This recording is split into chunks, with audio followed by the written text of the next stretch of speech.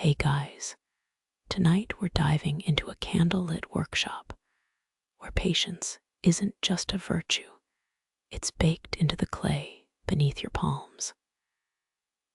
Imagine this. One trembling flame casts shadows on raw earth. Your breath sinks with its flicker, as if the air itself hesitates to disturb the stillness. Yeah, romanticize pottery all you want, but your modern hands would have been shredded in ancient Mesopotamia's workshops 5,000 years back. No espresso breaks, just blisters and the primal thrill of creation. So before you get comfortable, take a moment to like the video and subscribe, but only if you genuinely enjoy what I do here. Drop a comment with your city and local time. Shout out to the night owls in Jakarta scrolling at 3 a.m. Now dim the lights. Maybe turn on a fan for that soft background hum. And let's ease into tonight's journey together. Cold clay greets your fingertips damp and unyielding as January soil.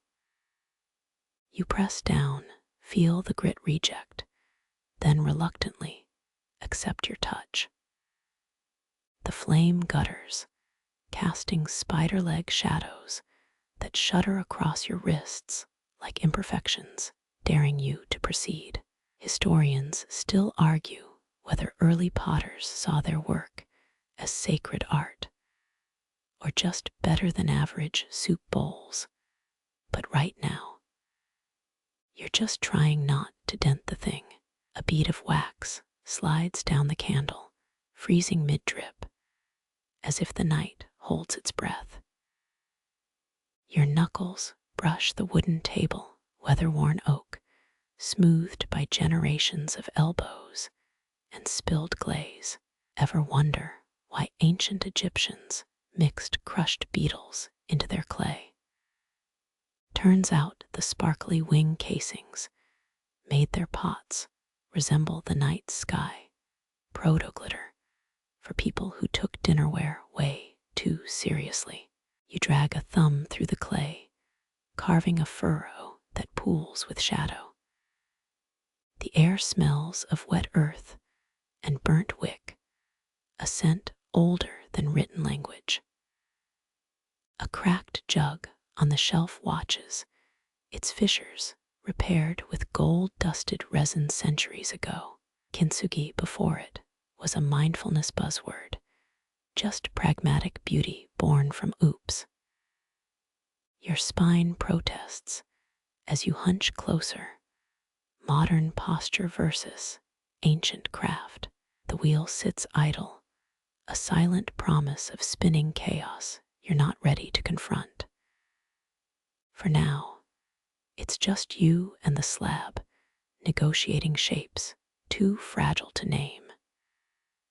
That chill creeping up your arms could be the midnight draft, or the ghost of every apprentice who botched their first vase and had to eat lentils out of their hands for a week. The candle sputters, you shield it instinctively, palm tingling with residual warmth. Somewhere in Mesopotamia, a potter's fingerprint survived millennia in a bowl's curve, proof that even utility craves a signature. You press deeper, clay oozing between your fingers like overripe fruit. There's a rhythm here, push, release, adjust, that feels less like work and more like decoding forgotten muscle memory. Outside, a branch scrapes the workshop window, nature's reminder that time hasn't actually stopped. You smooth a thumbprint, watching ridges flatten into something almost deliberate. A moth bounces off the candle's glass, drawn to the flame's hello goodbye dance. Not everything needs to last forever, but tonight determined to try. Damp earth clings to your fingertips, cool and defiant as wet flour. You press harder, the mound yields like bread dough, left too long. 3 breaths pass before you notice the rhythm. Knead press rotate, knead press rotate. Remember those old-time Egyptian kings, entombed with clay servants. Their sculptors used Nile mud, so pure, it still holds thumbprints from 3,000 years gone. Air pockets lurk beneath the surface, treacherous voids waiting to crack your work. You chase them like a miser hunting loose coins, digging nails deep as clay oozes through knuckles. Medieval alchemists believed unfired pots could trap moonlight, store it as liquid silver for dark nights. A glob flies sideways, sticks to your forearm like a leech. Thanks for the contribution. You mutter, scrape it back into the mass. The scent hits you suddenly, wet stone and iron-rich soil. Your grandmother's root cellar smelled like this, damp earth, promising preserved apples and patience. Historians still argue whether Viking Age ceramics held sacred ashes or just last night's mutton stew. You snort, press harder. Clay's language emerges in groans and squeaks, every push mapping its limits. Your thumb slips into a groove, a perfect crescent dent. Leave it, fill it. Decisions ripple through fingers, each choice narrowing infinite paths. 17th century potters added crushed seashells for strength, traded gossip about which beaches gave the whitest powder. You imagine smuggling a snail shell into the mix. Would anyone notice the spiral hiding in their soup bowl? Light shifts. The puddle by your elbow now glows copper. Golden hour hits clay like truth serum, revealing every wobble and hesitation. 3 crows land on the windowsill, judges in feathered robes. Back for the 7th inning stretch, you ask. They cock their heads, unimpressed by your attempt at baseball metaphors. The mound finally submits, smooth as poured cream, but alive with tension. You slice it clean. Yucatan obsidian blades had nothing on this cheese wire. Inside, the cross-section reveals swirling sediment layers. Geologists would name each stratum. You call them Tuesday and regret. Kiln bricks murmur behind you, still warm from yesterday's experiments. A single blue glaze drip stains the floor, souvenir from that overambitious lunar phase project. Your calves protest as you stand, clay-dusted knees popping like rice cereal.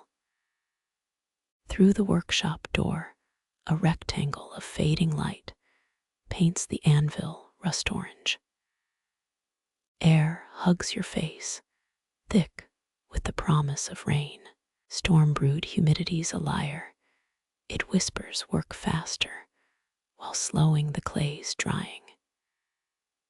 You cover the mound with damp burlap, old coffee, sacks from that Brazilian roaster down the road. 5 fireflies blink on early shift workers punching the time clock. Their light rhymes with the embers across the room, 2 alphabets spelling wait. Water drips from the sink, each plink twisting your head sideways. Rhythms everywhere tonight, the metronome you didn't know you needed. You hum that tick-tock sea shanty stuck in your head. Clay won't judge off-key pirates. The crows caw back, either harmonies or complaints? Hard to tell with critics. Palms hover over the shrouded clay, feeling residual warmth through rough fabric. A distant train whistle howls, 3 short, 1 long. You answer by slapping the table echoes bounce off glaze buckets. The longest breath yet escapes your lips. It stirs a dust devil on the corner shelf. Tomorrow's punch list hovers. Wedge more clay, trim dried handles, apologize to the kiln gods. But for now, the burlap rises and falls like sleeping lungs. You switch off the hanging bulb, let moonlight take over. Shadows stretch across the workspace, black fingers pointing nowhere and everywhere. A cricket starts its evening sermon, preaching patience to heathens with itchy trigger fingers. You press an ear to the covered clay, half expecting a heartbeat, nothing but the creak of wood and the far-off yowl of Mrs. Nguyen's tomcat. The night air carries jasmine now, sweetness to balance earth's musk. You pocket a shard of dried clay, worry stone for tomorrow's uncertainty. Blood orange moon climbs higher, its light pools in empty mugs and the hollow of your collarbone. Clay dreams under its damp shroud, plotting revolutions, or maybe just a decent bowl. You linger in the threshold, one hand on the doorframe, the other trailing fingertips across the toolbox. Somewhere, a raccoon tips over a trash can. The workshop exhales, or maybe that's you. Either way, the pact holds earth and intention suspended until dawn. Dawn pries open the workshop shutters. Your knuckles meet wood before consciousness fully arrives. The wheel awaits, its oak surface scarred by generations of makers. You center the burlap-wrapped clay like placing a baby grand piano, 3 adjustments, until it quits wobbling. 9th century Mesopotamian wheels spun on stone pivots. Archaeologists found one buried under a ziggurat's kitchen debris. Yours whirs to life with a tap, modern electricity, humming through ancient geometry. Clay meets spinning disc. The first contact jolts your wrist sideways. Centering's a wrestling match with gravity, every push met by equal rebellion. Easy, Brutus, you mutter, palms slick from the clay's cold sweat. Historians still argue whether Cretan priests spun sacred vessels clockwise, or if that's just pottery YouTube lore. Your wheel rotates left for no reason beyond the switch being sticky. The mound wobbles like drunk royalty, all pride and no balance. You channel Nebuchadnezzar's architects, applying pressure like building the hanging gardens tier by tier. 13th century Korean potters used children's hair in glaze, believed young energy prevented cracks. A hank of your own hair falls forward. You tuck it behind your ear before it becomes ingredient. Symmetry emerges through vibration, fingertips reading revolutions like braille. The hole opens, a well dug through time itself. Walls rise in tandem with your breathing, 8 seconds per inhale, 9 per exhale. You imagine Sumerian merchants haggling over similar jars, their voices lost to dust and cuneiform receipts. A rogue pebble scratches the surface, time traveler from the clay's riverbed origin. Troublemaker, you chide, plucking it free with tweezers. The void it leaves becomes part of the story-filled slip lace, like suturing skin. Renaissance workshops bred clay mites, tiny pests, supposedly improved porosity. In wine amphory, you glance at the speck, wonder if it's apprentice or saboteur. The rim thins, your pinky feathering the edge into a lipless whisper. Too fast, the whole form shimmies like Elvis, resurrected in earthenware. Right palm steadies the base, left index finger crooning lullabies to the spinning rim.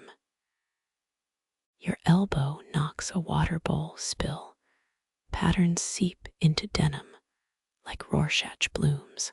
Interpret that. You tell the weeping stain. It resembles Tasmania smoking a cigar. Footfalls echo outside, Mrs. Nguyen's terrier, hunting imaginary foes. The distraction costs you.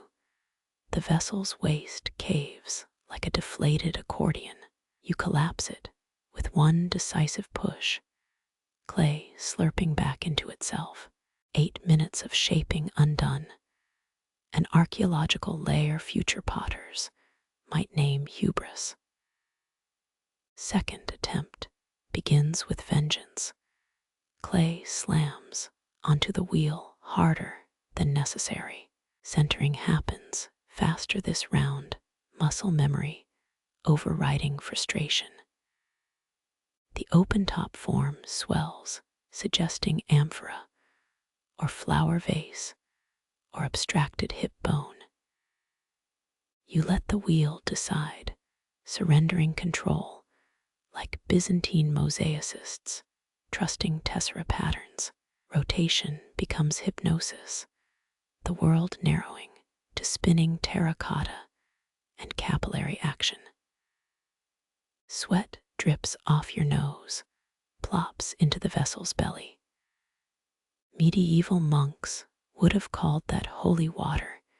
You just hope it doesn't weaken the structure. A hairline crack appears, you mend it with slurry and lies. Stronger than ever, you whisper the mantra of every crafter since flint knives. Light pivots, morning's gold sharpens to noon's surgical white. The wheel's hum syncs with tinnitus, a duet only middle-aged ears appreciate. You widen the base, 3 fingers inside, stretching walls paper-thin. Etruscan potters threw vessels so delicate they crumbled unless stored with singing sand. Your creation survives the test for now. Trimming tools gleam their edges, hungry for excess. You kill the wheel. Inertia keeps it spinning just long enough for doubt to set in. Fingerprints circle the piece like tree rings, a chronology of touch. 19th century factories hired clay boys to lick handles for perfect adhesion, a job that explains a lot about Victorian dentistry. The wire tool sings as it severs base from wheel, a high C that sets your molars vibrating. Freshly cut pottery cradled in both hands, still damp with creation's fever. You carry it like a bomb squad expert, each step measured against gravity's whim. Sunlight through the west window triggers déjà vu. This same golden hour birthed 20 others just like it. Shelves yawn, their wooden planks hold previous attempts in chronological humility. Slot 18 awaits, between overcompensation, July 12th, and midnight folly IV.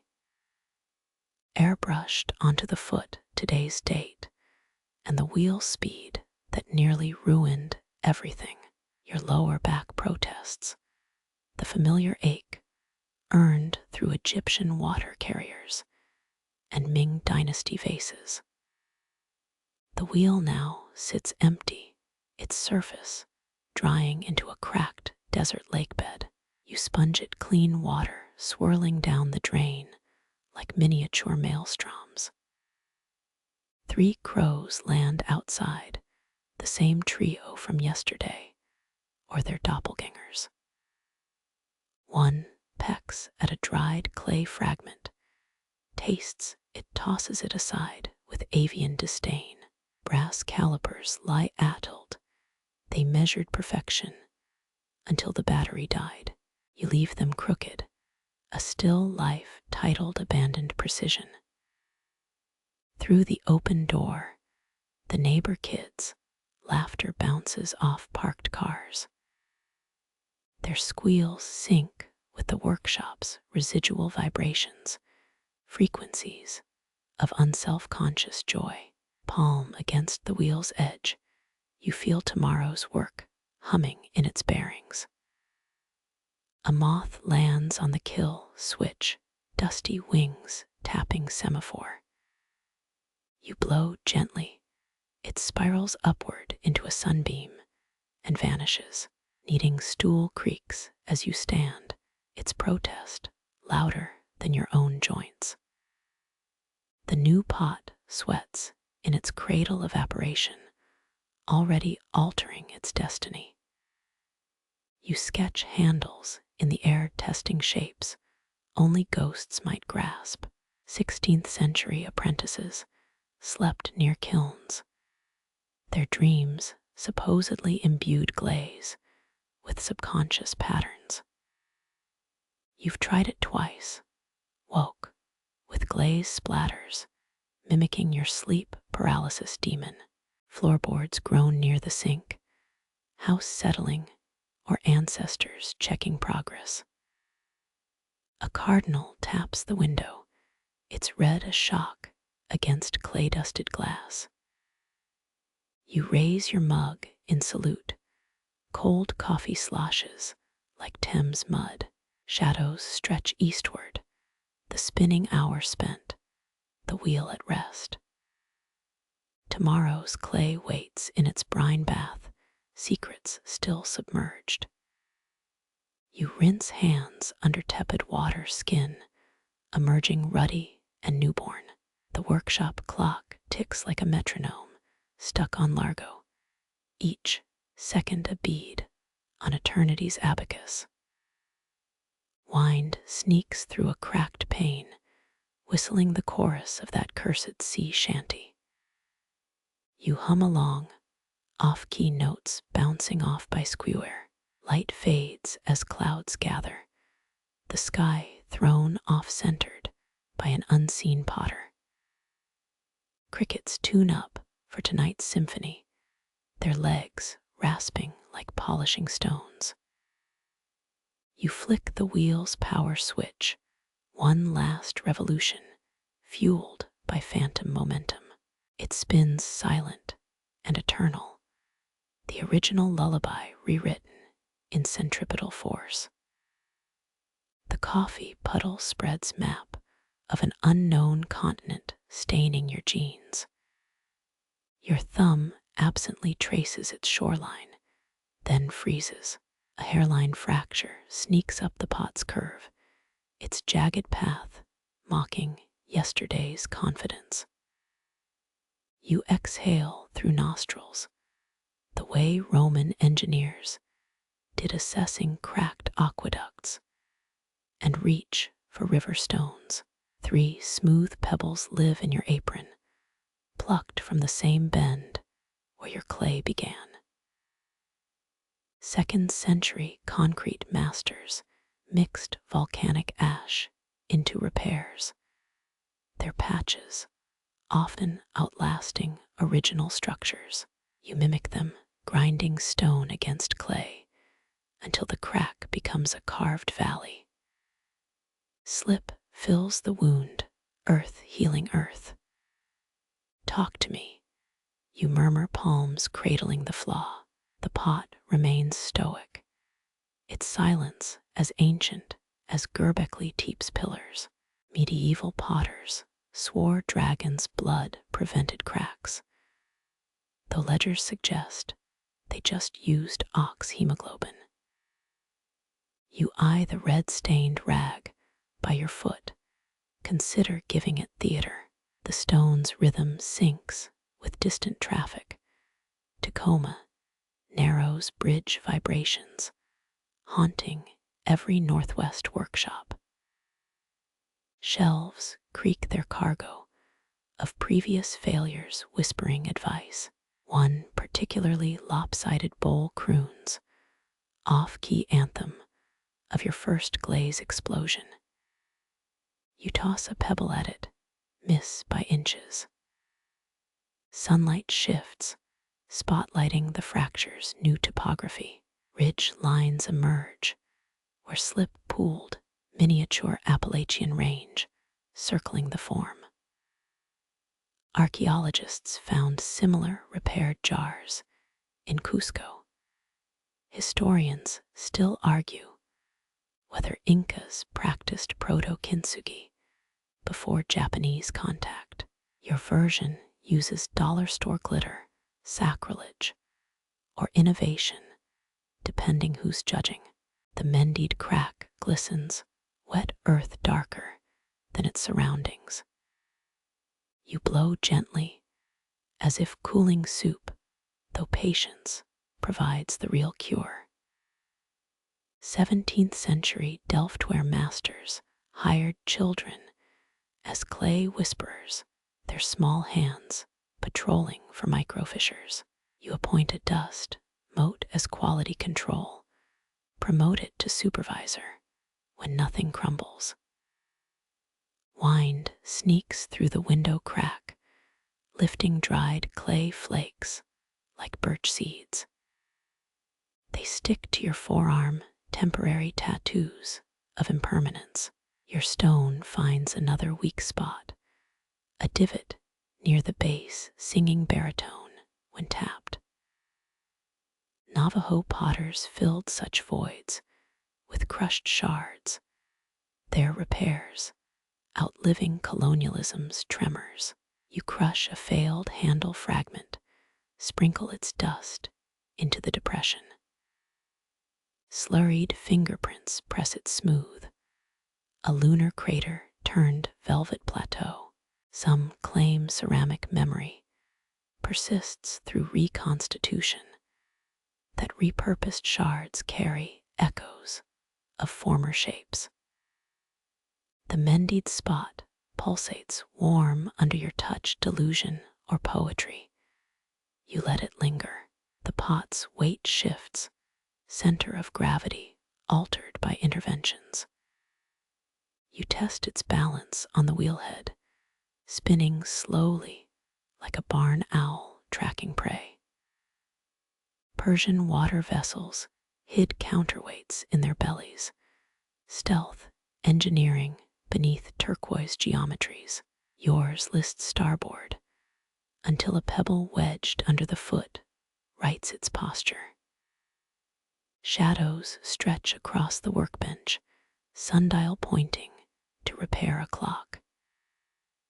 Your spine protests, a Neolithic farmer's ache transplanted through epochs.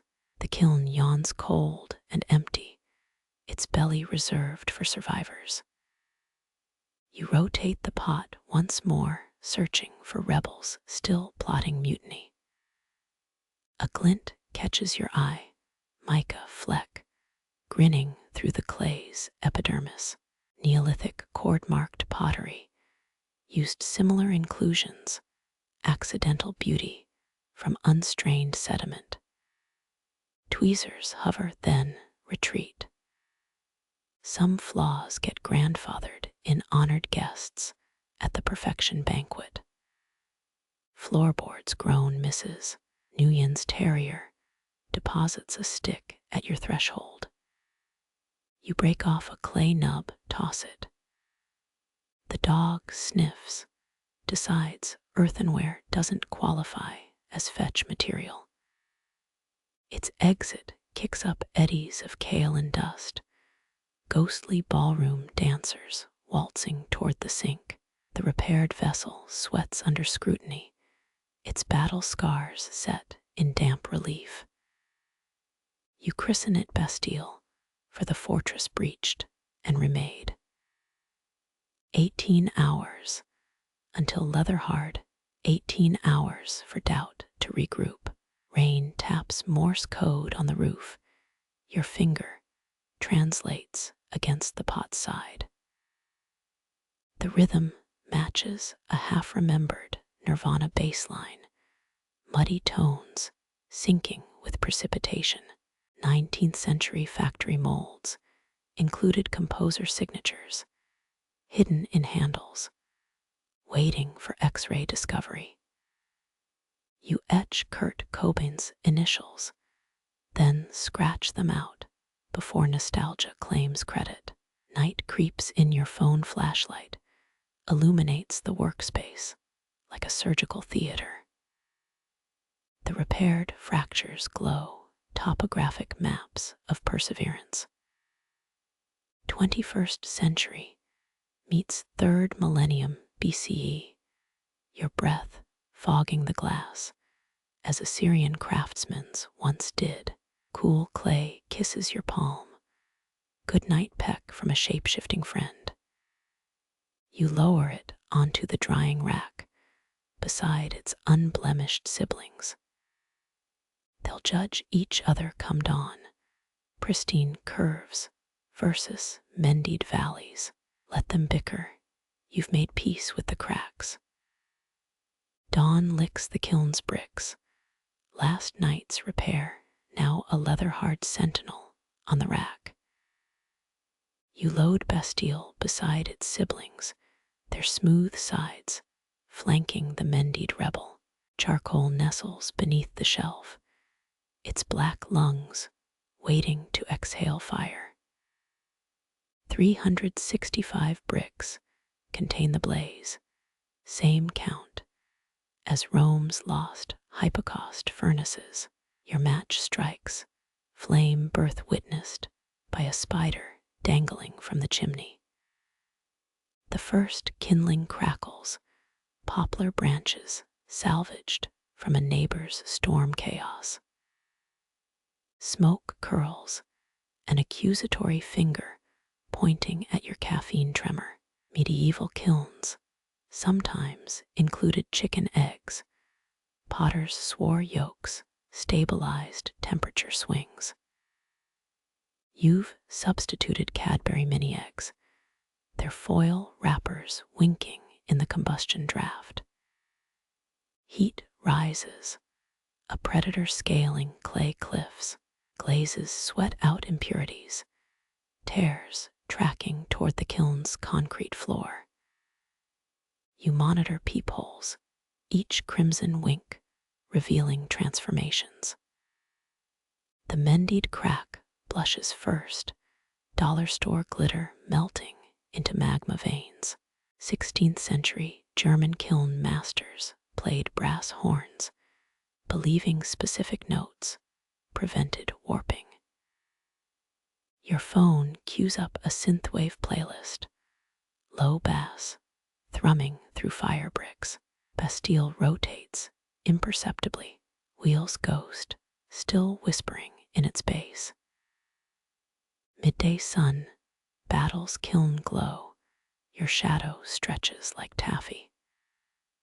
Authorities raided 1920s speakeasy kilns, illegal ceramics fired alongside bathtub gin. You sip cold brew, its bitterness mirrors the smoke stinging your eyes. A sudden ping, contraction of cooling glaze, or a stone inclusion's last protest. Historians still argue whether pox on Ming porcelains were craftsmanship or happy accidents. You mark the sound's origin near where the Labrador's stick dented the clay. The kiln mouth exhales, 200 years of trapped firings whisper through ash. Pompeii's bakeries left similar scorch patterns, bread ovens mirroring pottery kilns in blackened walls. Your forearm brushes the bricks, instant tattoo of stupidity requiring aloe vera. Nightfall brings fireflies, living embers waltzing with their kiln cousins. You adjust dampers, oxygen flow dictating flame ballet steps. Oxygen reduction turns the interior jungle red, a burglar alarm hue warning of alchemical thefts. Coffee gone, you scrape mug dregs with a rusty rib tool. Korean bunching potters embedded secrets in ash layers, their crystalline blooms hiding coded messages. Your kiln writes in crackles and carbon streaks, an epic poem only clay understands. Something thuds, jar lid surrendering to thermal bullying. Glaze waterfalls over the shelf edge, obsidian icicles freezing mid-drip. You recall Hagi, where's philosophy, that vessels improve as cracks stain with tea. Bastille remains stoic, its glitter veins now fossilized lightning. The first star appears Orion's belt, reflecting on the quenching bucket's surface. Cooling begins with a reluctant whimper, bricks creaking like old joints. Egyptian faience, self-glazed through efflorescence. Science masquerading as desert magic. Your pieces bead with sweat, post-sauna glow under soot blankets. Hours blur, dawn's return stains the sky terracotta. The kiln handle sticks, betrayed by expanding metal. You pry it open, a dragon's mouth, exhaling centuries of ghost fires. Heat slaps your cheeks, same violence as opening a 1970s oven. Bastille sits transformed, its cracks now raised scars, gleaming with quartz malice. The dollar store glitter birthed galactic swirls, supernova, debris trapped under clear coat. Other pots cluster close, envious of its calibrated asymmetry. Cooling continues till noon, patience enforced via burnt fingertip tests. You sweep ash into a Folgers, can future garden ally for tomato plants. Rome's potters sold kiln debris as toothpaste grit, the original minty fresh disaster. Dust motes celebrate their survival, swirling in sunlight like drunk fireflies. Bastille chills to room temp, its fractures humming when tapped. You pour water into the belly, listen for leaks.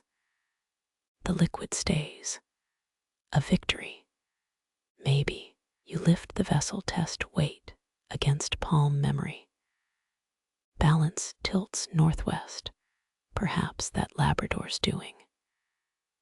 Glaze flaws shimmer, anglerfish lures in ceramic deep seas. History mutters through every imperfection, lessons in survival from ash and ember. Moonlight spills through the cracked workshop window, a silver brushstroke across your drying wares. You uncork glaze jars, midnight hues pooled like liquid astronomy. The air smells of pine resin and impending frost, your breath ghosts across cobalt pigments. 16th century Venetian glassmakers used crushed moth wings for iridescence, their secret dying with Murano's furnace masters. Your moonlit mix includes mica flakes, dollar store glitter, standing in for entomological theft. A Barnum and Bailey poster flaps on the wall, circus elephants, replaced by your clay menagerie. Gloves stick to your knuckles, dried slip, cementing skin to cotton. You dip a badger hair brush, its bristles stiff from last Tuesday's ochre experiment. The first stroke resists, cobalt fighting the bisque like oil rejecting water. Historians still argue whether Tang Dynasty's accidental ash glazes birthed celadon or just lazy cleaning. Your second stroke conquers, blue bleeding into thirsty pores. A dung beetle clatters across the tabletop, nature's cleanup crew, drawn by earthy aromas. Byzantine potters believed midnight glazing invited jinn. They worked dawn shifts to avoid spirit fingerprints. You hum a sea shanty, warding off hypothetical entities through off-key determination. Your pinky smears a wet line, creating accidental constellations. Nikola Tesla once fired ceramic capacitors in Colorado Springs, claimed they stored lightning better than batteries.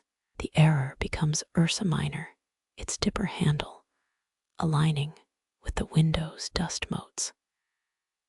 Fingernails crust with azurite, a manicure Pompeii's frescoed ladies might envy.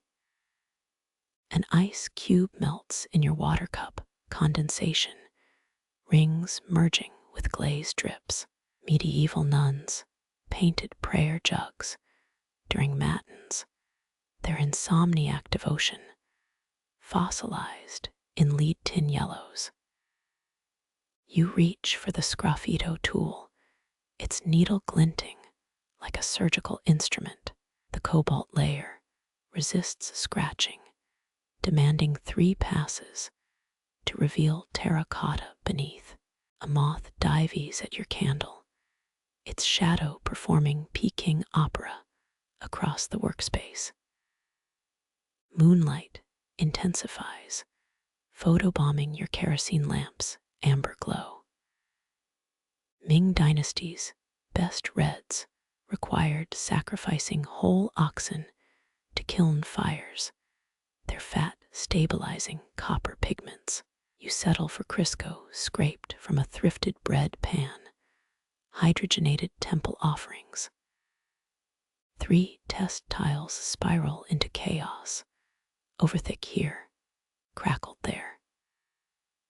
A 1920s desert potter sold authentic Anasazi, wares turns out he fired them in a modified Studebaker engine. Your 4th attempt finds equilibrium, viscosity matching the drowsy clock's tick. The main vessel rotates, its belly hungry for cerulean tides. You pour glaze like a bartender mixing cosmos, 1 part kaolin, 2 parts hubris. Rivulets obey gravity's siren song, pooling where the wheel's shadow falls. Airplane lights blink through the window, a modern constellation, ignoring celestial navigation rules.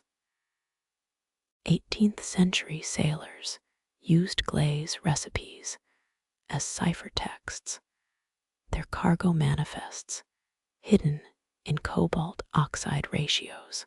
Your brush flicks, leaving comet trails across the foot ring.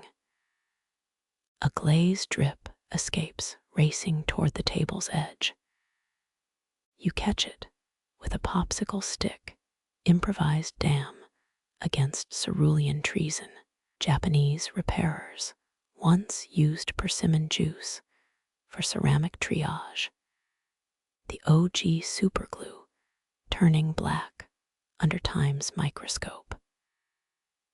The kiln shelf becomes an astrology chart, each pot positioned by drying speed.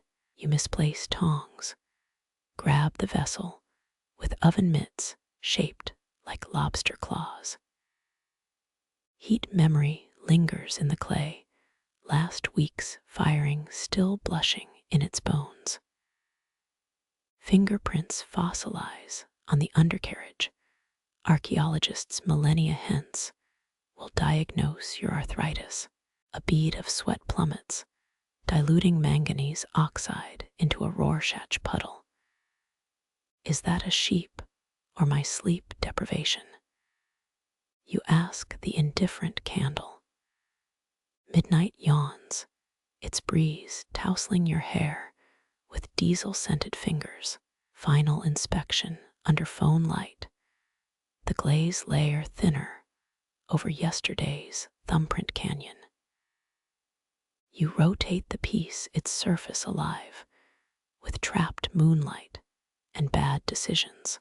3 turquoise dots adorn the rim, nod to Uzbekistan's vanishing ikat patterns. The brush rests, split ends splayed like weary starfish. Dutch traders once auctioned Himalayan cerulean at 600% markup, just reprocessed Delftware scrap. Your eyelids droop, vision blurring pot into lunar tide pool.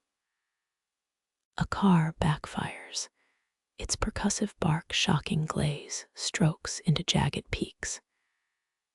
You salvage the error with a feather's touch, turning violence into abstract expressionism.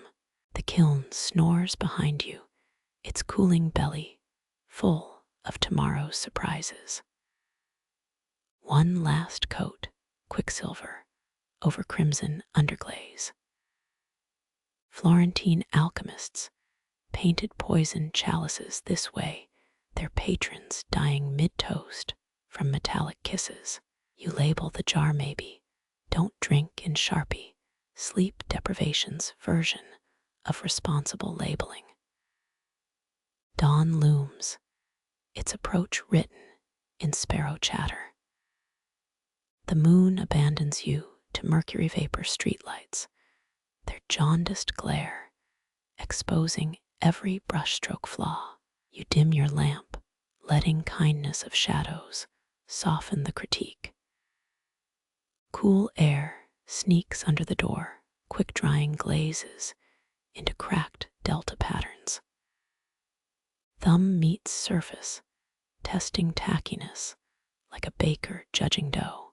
The piece sticks, releasing with a sound like Velcro divorcing. Final inventory.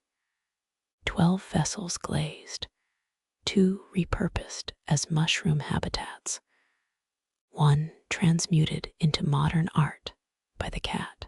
Salt stings your eyes, part exhaustion, part cobalt fumes.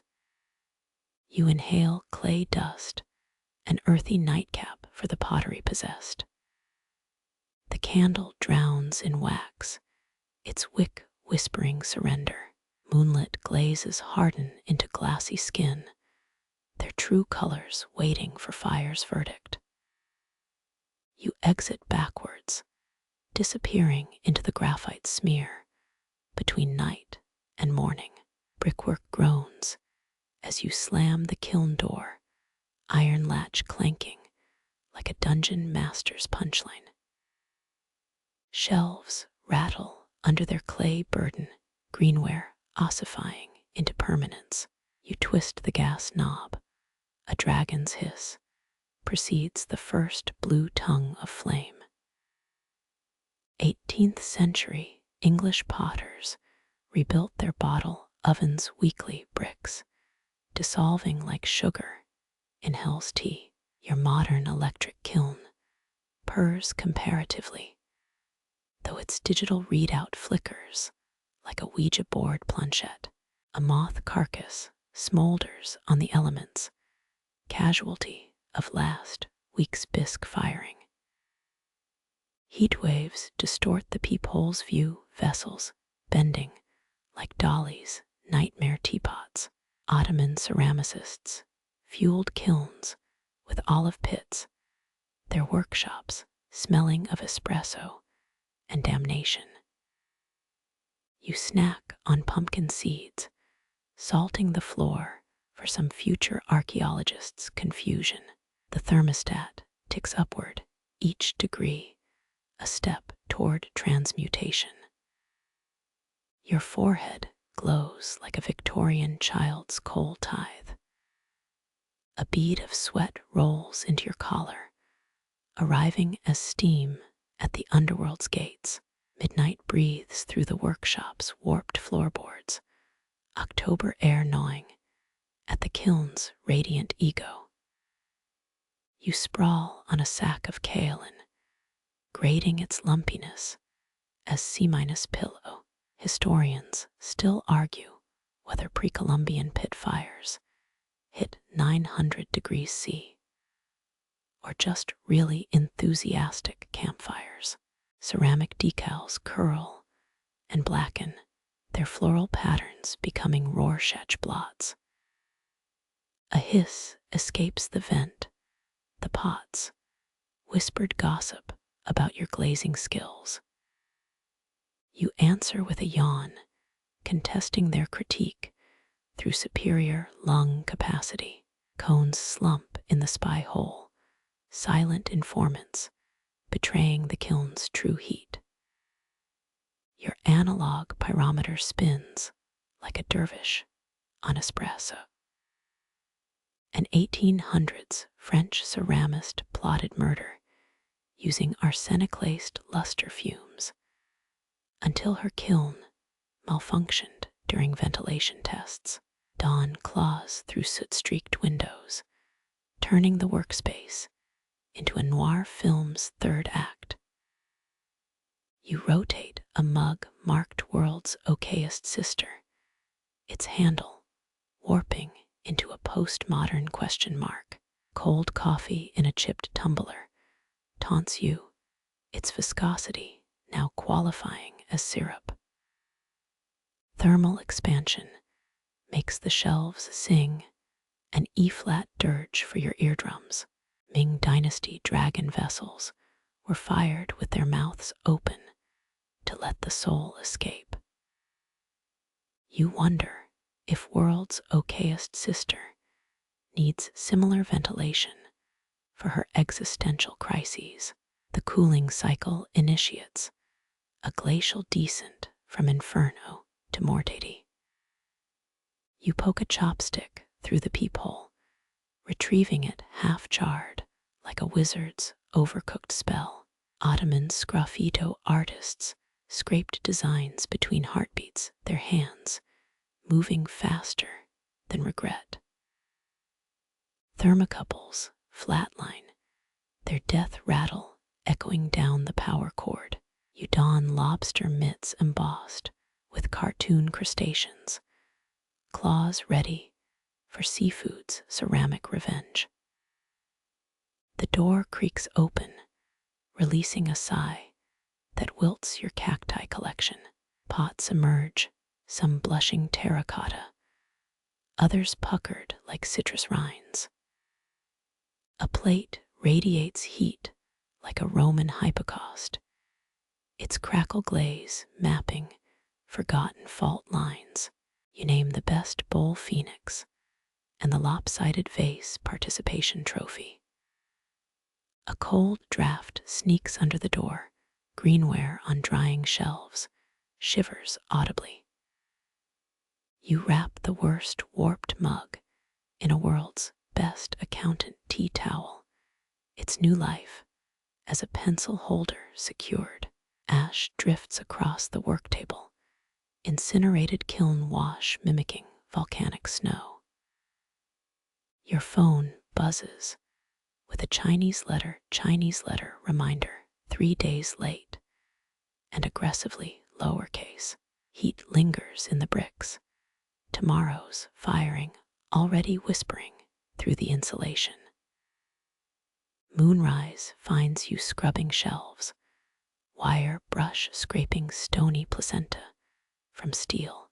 Glaze drips on the floor, catch the light, fossilized ancestors of your earlier ambitions. A caroler's off-key hymn floats through the wall, seasonal soundtrack to your scrubbing crusade.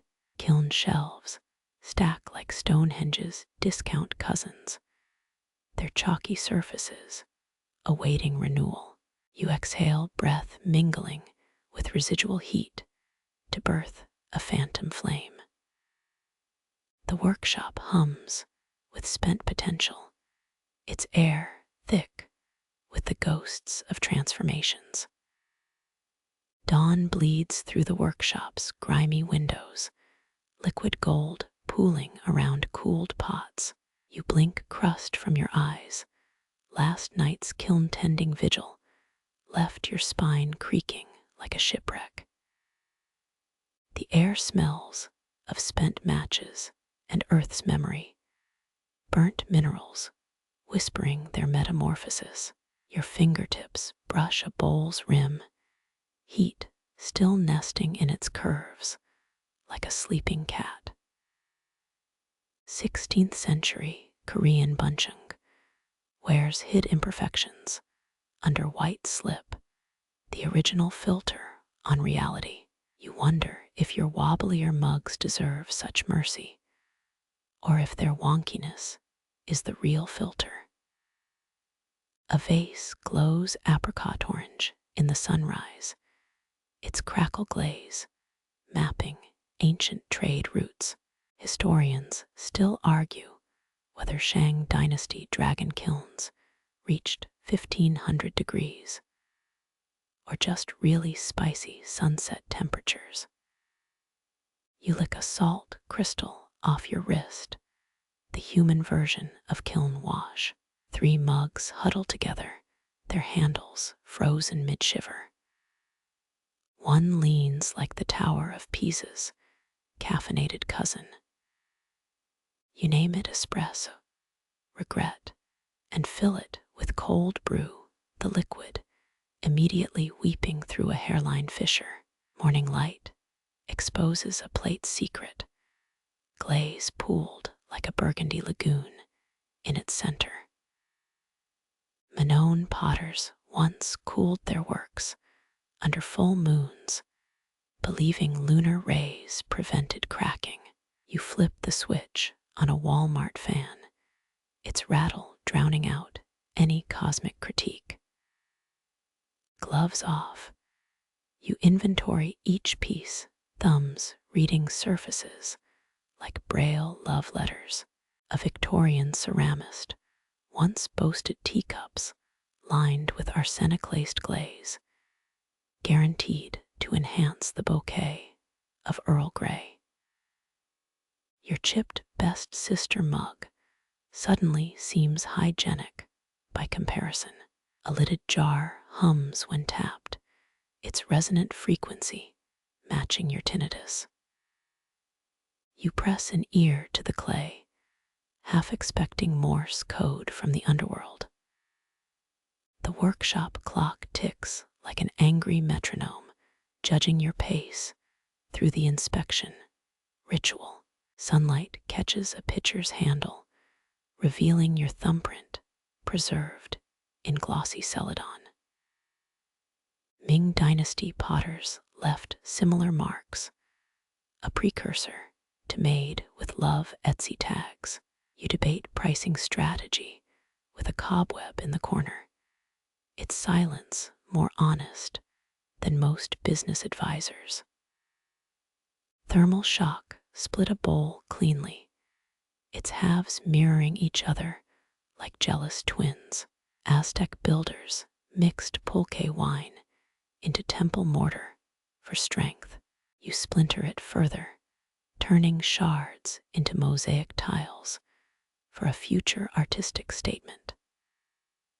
A cookie jar radiates residual warmth, its lid crowned with a lopsided squirrel figurine. 1970s, California potters hid weed in double-walled vessels during police raids.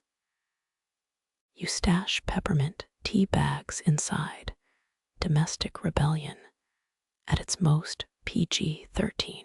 Coffee brews atop a still-warm kiln, improvised heating plate, outperforming your dented Mr. Coffee. Steam rises to sketch phantom shapes on the ceiling, a Rorschach test for sleep deprivation. Your stomach growls, a review of last night's vending machine dinner. 1-star Yelp, review pending. Breeze sneaks through a cracked window, stirring ash into reluctant pirouettes. Archaeologists found Neolithic pottery, dusted with crushed mammoth bone. Primeval glitter for cave raves. You sweep the floor with military precision, leaving future dig teams disappointingly little to analyze. The kiln's control panel blinks a lazy goodbye, its digital eye half closed. You pat its steel flank like a spent racehorse, mutual exhaustion sealing your partnership. Broken greenware crunches underfoot, returning to slip's embrace for another attempt at perfection. Shadows shorten as noon approaches, pots developing molten cores of sunlight. A bead of glaze on the worktable catches your sleeve, leaving a comma-shaped scar on the cuff. You wear it as the kiln's autograph, permanent reminder of impermanent art. Cooling shelves creak under their ceramic burden, a symphony of contracting molecules. Phoenician traders transported perfume in thumb-sized amphorae, ancient travel minis for discerning deities. You bubble wrap your best pieces, modern armor, against UPS's tender mercies. The last pot gets catalogued, a lidded urn with a slightly offended tilt. Its stoneware belly still pulses with fading heat. You carry it to the display shelf like a chalice, the workshop holding its breath until you set it down. A breeze slithers through the workshop's rafters. It riffles your hair like a bored hairstylist before finding its true muse. Your latest vase sits drying on the shelf, still soft enough for air's persuasion. You watch as the wind etches invisible sigils across its surface, dimples forming where breath meets clay. Medieval Arab potters built wind-catching towers to dry ceramics faster, prehistoric blow dryers for impatient craftsmen. You prop open the sash window wider, inviting the gale to work its unpaid internship. A tendril of air noses the vase's neck, leaving a dent that screams abstract artistry. Historians still argue whether Greek amphorae's spiral patterns were intentional, or just lazy potters spinning wheels near drafty doors. Your thumb smooths the wind's mark, clay colder than a tax auditor's smile. The breeze retaliates by flipping your sketchbook open, pages flapping like a seagull caught in a chip bag. You abandon control like a dropped teacup, watching gusts sculpt the vessel's waist into an hourglass. Inuit elders speak of Sela, the wind spirit that carved first humans from clay. Your studio now feels crowded with invisible sculptors, each draft a chisel held in unseen hands. A rogue gust punches the vase's belly, creating a concave curve worthy of a Kardashian. You bite back criticism, remembering that 1920s Art Deco designers worshipped aerodynamics. The piece becomes a collaboration, your fingerprints intermingled with Zephyr signatures. Dust devils whirl in the room's corners, hoarding filings of dried clay like loot. Polynesian navigators, red wind patterns in pottery cracks, claims dismissed, until satellite imaging proved their accuracy. You squint at your vase's new asymmetrical ridges, wondering if they map tomorrow's weather. The wind dies suddenly, leaving the clay mid-swoop like a frozen ballet move. Your ears pop from the pressure change. Silence, now louder than the storm. Spanish jugs from Moorish kilns often contained hidden air pockets. Archaeologists debate whether they were flaws or flamenco castanets. You rotate the vase, its once stiff posture now sway-backed from atmospheric harassment. A hairline crack whispers up the base, air's final insult. Instead of cursing, you press a seashell into the fissure, turning sabotage into coastal-inspired decor. Sunlight reveals dust. Moats suspended mid-fall winds abandon troops. You sip tepid coffee, its surface rippling, despite the dead calm. Meteorologists found 1890s weather data scribbled in a German potter's glaze recipes, still the best regional storm records available. The breeze returns with reinforcements, this time toying with a ribbon of wet slip. It flicks droplets across your forehead, a Jackson Pollock phase activating.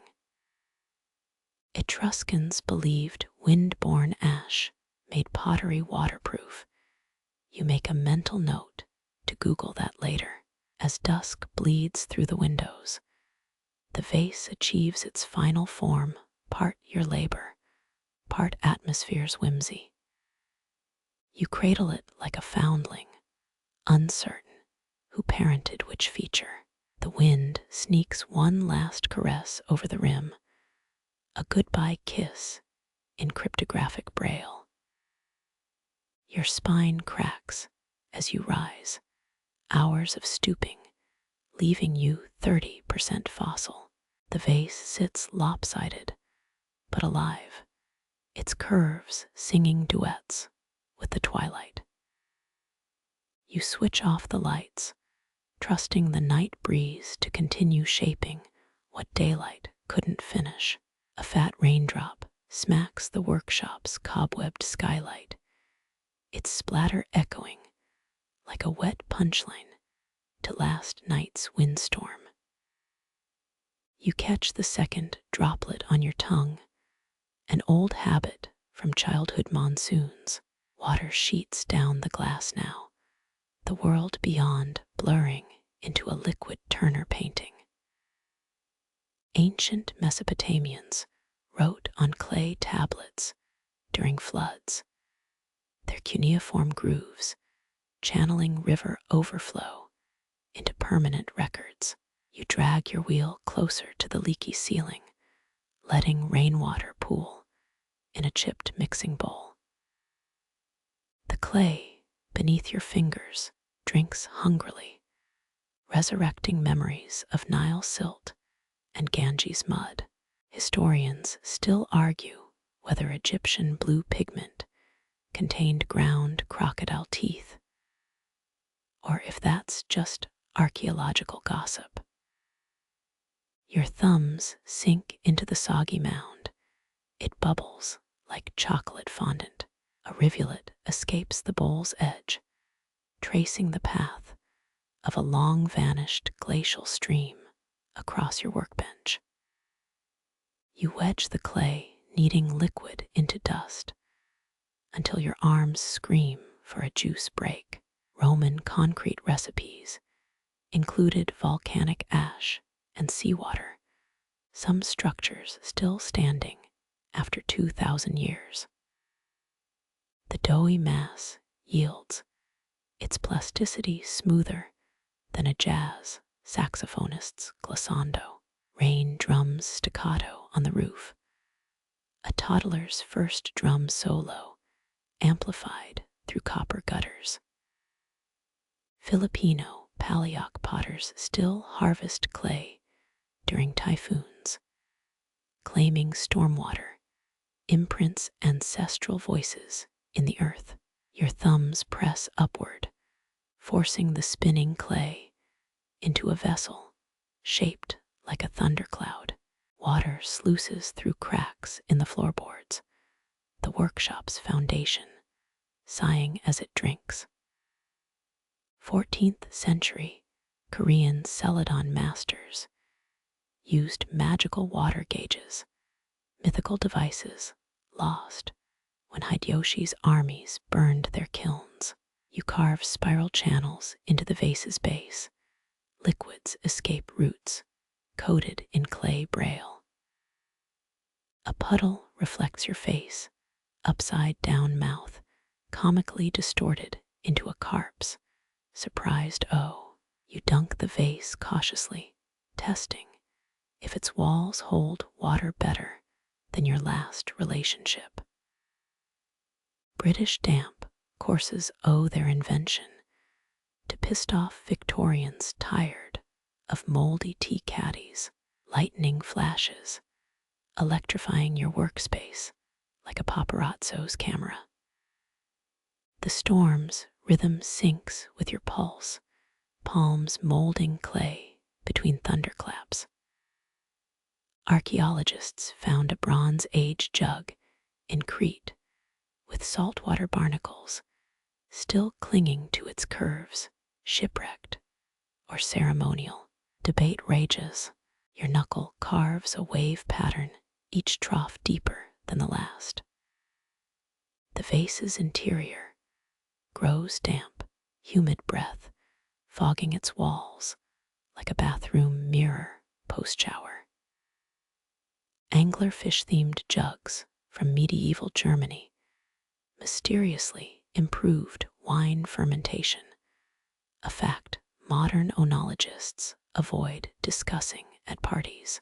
Raindrops skydive down the chimney, hissing as they hit ash in the cold kiln. You slap wet clay onto the wheel's bat, a sound like a walrus belly flopping onto a waterbed. Dutch engineers once proposed making dikes from porous pottery, abandoned when mussels colonized the experimental prototypes.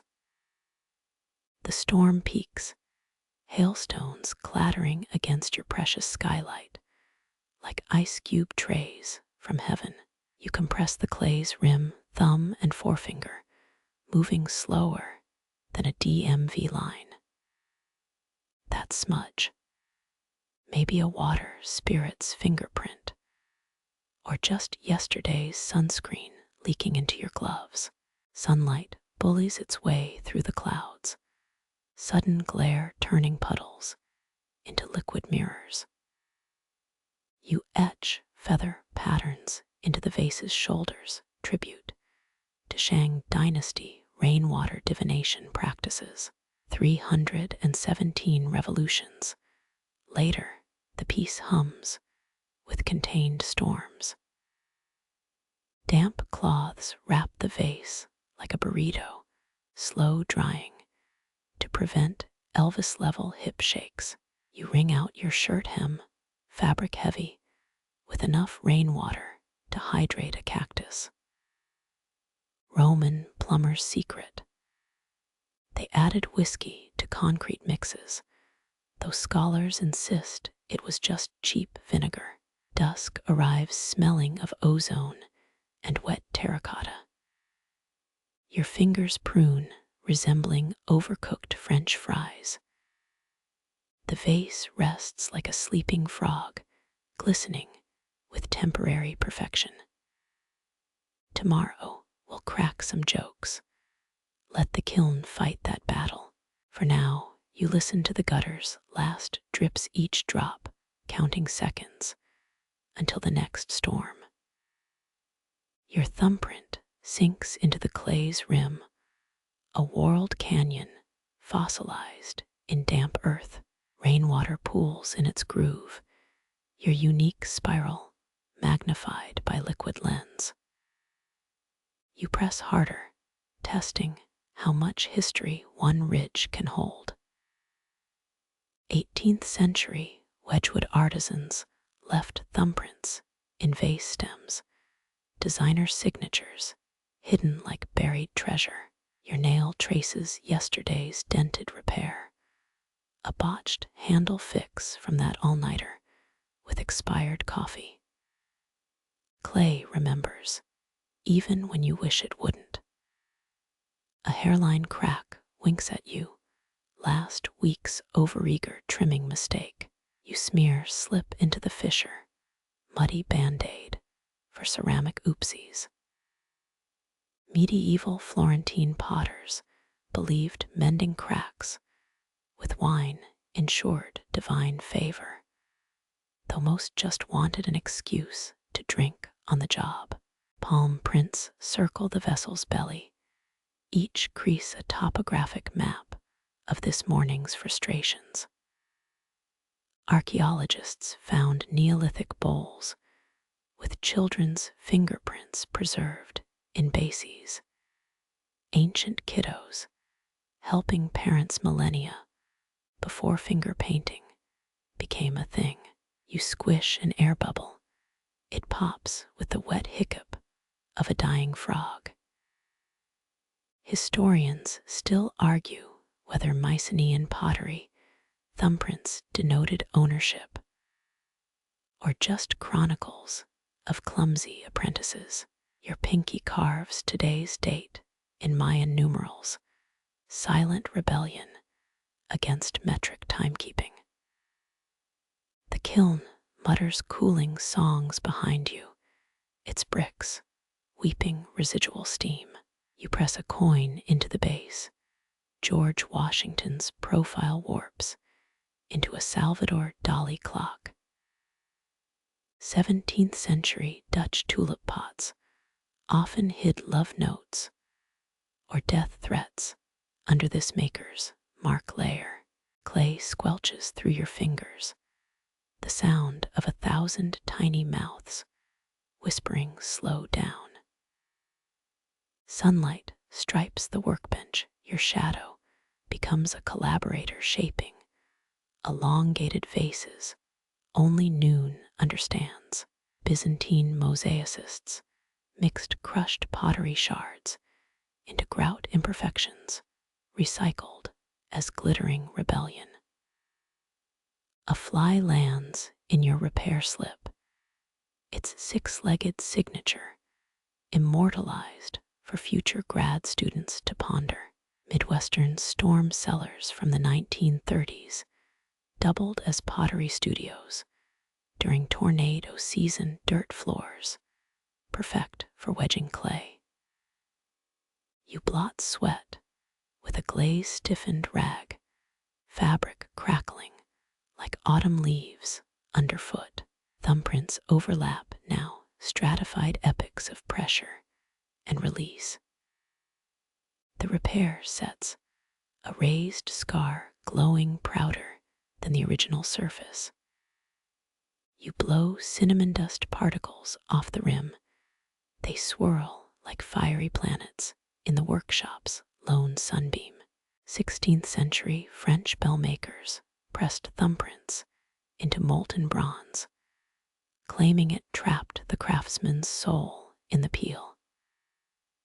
Your tea cools in a chipped mug. Its handle bears your first disastrous attempt at attaching appendages. Rain returns, pattering a Morse code critique of your air pocket management. Mud seeps under the door, nature's passive-aggressive reminder that all clay comes home eventually. Fingerprints merge with tool marks, chronology blurred like wet newsprint. You etch tomorrow's to-do list into a scrap slab, fix skylight, dissolving into buy more bandages. The workshop clock's pendulum swings, its brass weight shaped like a thumbprint, eternally descending. Dusk licks the eastern windows, golden hour turns your shelf of rejects into a hall of martyred saints. Each piece tilts, crooked guardians, awaiting the archaeology of your eventual demise. Your hands retreat into pockets, leaving the newest vessel to contemplate its birthmarks in the dark. Candlelight returns.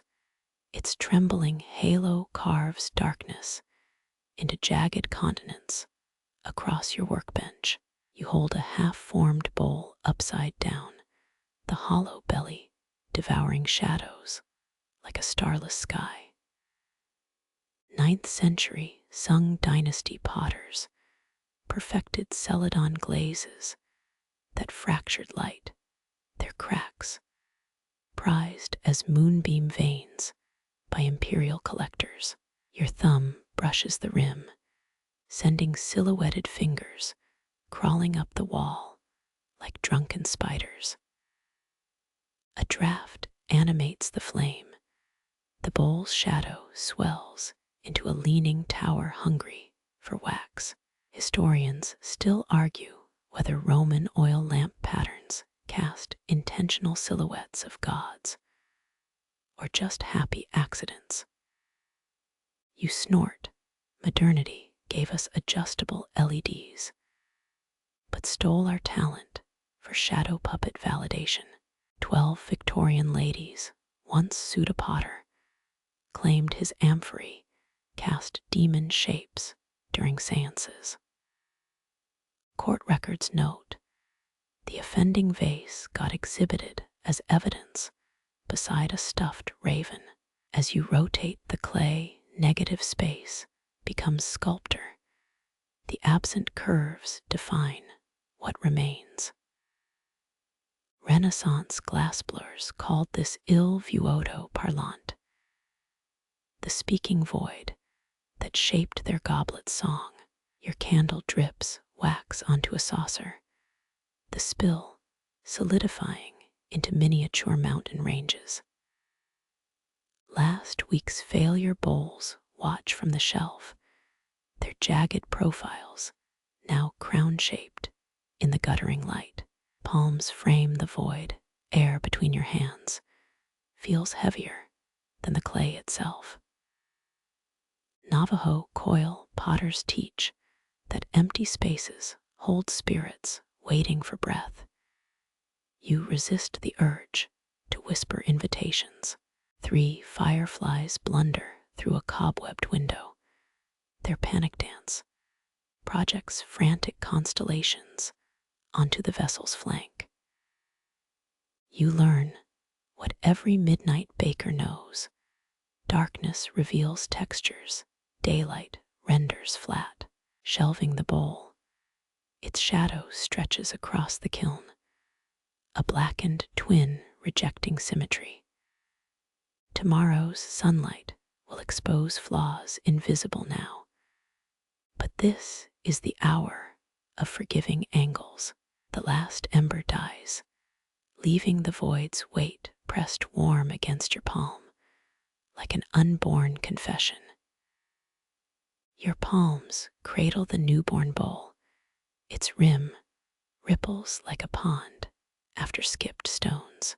Dawn leaks through cracked window panes, exposing thumbprints fossilized in the clay's skin. 6th century Egyptian potters kicked wheels into motion with their feet, freeing both hands to lift walls from spinning mud. Your first creation tilts left, a drunkard's grin captured in terracotta. Fire changed it. The kiln's breath hardened childhood's Plato certainty into something that could shatter. You trace a hairline crack, planting your finger in the Grand Canyon of beginner's luck. Medieval alchemists believed firing clay released trapped earth spirits. Their angry squeals became the kiln's whistles. Your stomach growled louder than the fire last night. But that's between you and 3 stolen granola bars. Someone smeared honey on the interior, a cracked sweetening trick borrowed from Minoan wine jars. Archaeologists found 14 amphorae in Crete, still sticky with resin after 3 millennia. Your glaze is half candle wax, drips frozen mid-slink down the sides. The bowl shivers when you laugh, its base uneven as a toddler's first haircut. Historians still argue whether Neolithic zigzag patterns warded off evil or just imitated cracked mud. Your bowl's accidental grooves mirror subway maps, the E-train's jagged route up 7th Avenue. You name it honesty, posting at shelf center where no daylight flatters. Last month's perfect cups huddle behind it, their factory-straight rims suddenly sterile in comparison. A museum sign flickers through memory. Proto-Corinthian araballos, circa 700 BCE, loan from the Sifnos horde. Yours could be its inbred cousin, the one who shows up uninvited to reunions. Your pinky finds the thumb dent you made Tuesday time travel via fingerprints. That morning's coffee rage still lives here, the curve flattened where you'd slammed the clay. Candle wax puddles at honesty's base. Emergency repairs from midnight's oh shit. Its leaking moment. Ancient Persians used crocodile dung to seal porous pots, a smell-based deterrent against overhandling. You chose beeswax instead, the hive's ghost lingering in honeyed undertones. A spider tests the rim 8 legs, skating across still sticky terrain. You pour water into your lopsided child. The liquid hesitates before committing to the curve. It drinks like a palsied tortoise, slow leaks christening the workbench. Shelving honesty requires strategic book propping, a Talmudic codex, and Pokemon compendium sandwiching stability. The bowl's shadow stretches elbow-shaped across the wall, a visual pun only exhaustion finds funny. Morning bakes the studio into a clay-scented sauna. Your tongue tastes last night's kiln smoke, a campfire ghost lingering in molars. High school pottery teachers lied about symmetrical satisfaction. Imperfection flexes more interesting muscles. That chipped lip, it winks. The warped base does the Charleston. You steal honesty back from the shelf, ignore the dribble, and drop a stolen lemon into its belly. Yellow against terracotta screams, courage louder than any glaze. Dust motes pirouette as you reach for the shelf, blisters on your thumb kissing grooves worn into a wooden rib. Each tool hangs like a museum piece, edges rounded by decades of coaxing curves from rebellion. 18th century Staffordshire potters legally had to mark their wares. But these anonymous helpers bear only sweat's signature. You test a serrated scraper. Its teeth bite clay identically to your 3D printed modern clone upstairs. Progress prefers new packaging. The leather burnishing stone feels alive, still supple from generations of oily palms. 3rd century Nubian artisans soaked similar tools in tamarind pulp, a sour price for extra shine. You call that tangy terracotta in your Etsy listings, rubbing the stone's belly releases trapped sunlight, centuries of friction, polished it to honeyed glass. Your electric buffer whines in its charger jealous. Amateur archaeologists once misidentified Roman pottery loops as ancient hair curlers, a theory melted faster than dollar store wax. Your own trimming tool doubles as a jar opener, its notched edge conquering pickles and lip plates alike. Historians still argue whether Iron Age potters used bone tools for precision, or just because mammoth ribs were abundant. You've snapped enough turkey femurs testing the theory. Mr. Butterball sends passive-aggressive coupons now. Rust flakes off an iron rib like edible glitter. It somehow tastes like your childhood sandbox. 17th century Delft masters swore rusty tools added ferrous flair to glaze colors. You add a flake to your next test batch. Science or superstition depends on the results. The tool rack creaks, a woodworm chorus chewing through 3 centuries of sawdust. Your IKEA shelf never harmonizes. Fingerprints on a dented mallet match your own grip, proportional as Russian nesting dolls. Carbon dating couldn't prove that ancestors' existence, but this hickory handle does. Ottoman potters buried their tools during plagues, believing metal absorbed sickness from the air. You Lysol wiped everything last flu season. Same instinct, different ghosts. A warped rib bears teeth marks, some apprentice's frustration, immortalized in maple. Maybe he hated centering clay as much as you did Mondays. 9th century Chinese workshop logs mention discipline rods for careless students, splinter threats, ensuring perfect symmetry. Your teacher used pop quizzes instead. Both systems produced tremors. Lightning forks through a cracked. Wedge's fissure maps the Mississippi Delta in miniature. Pueblo potters considered cracked tools sacred gateways for ancestral guidance. You've superglued it twice. The repair gleams like a rodeo belt buckle, punk rock reverence. Stained hands reach through time.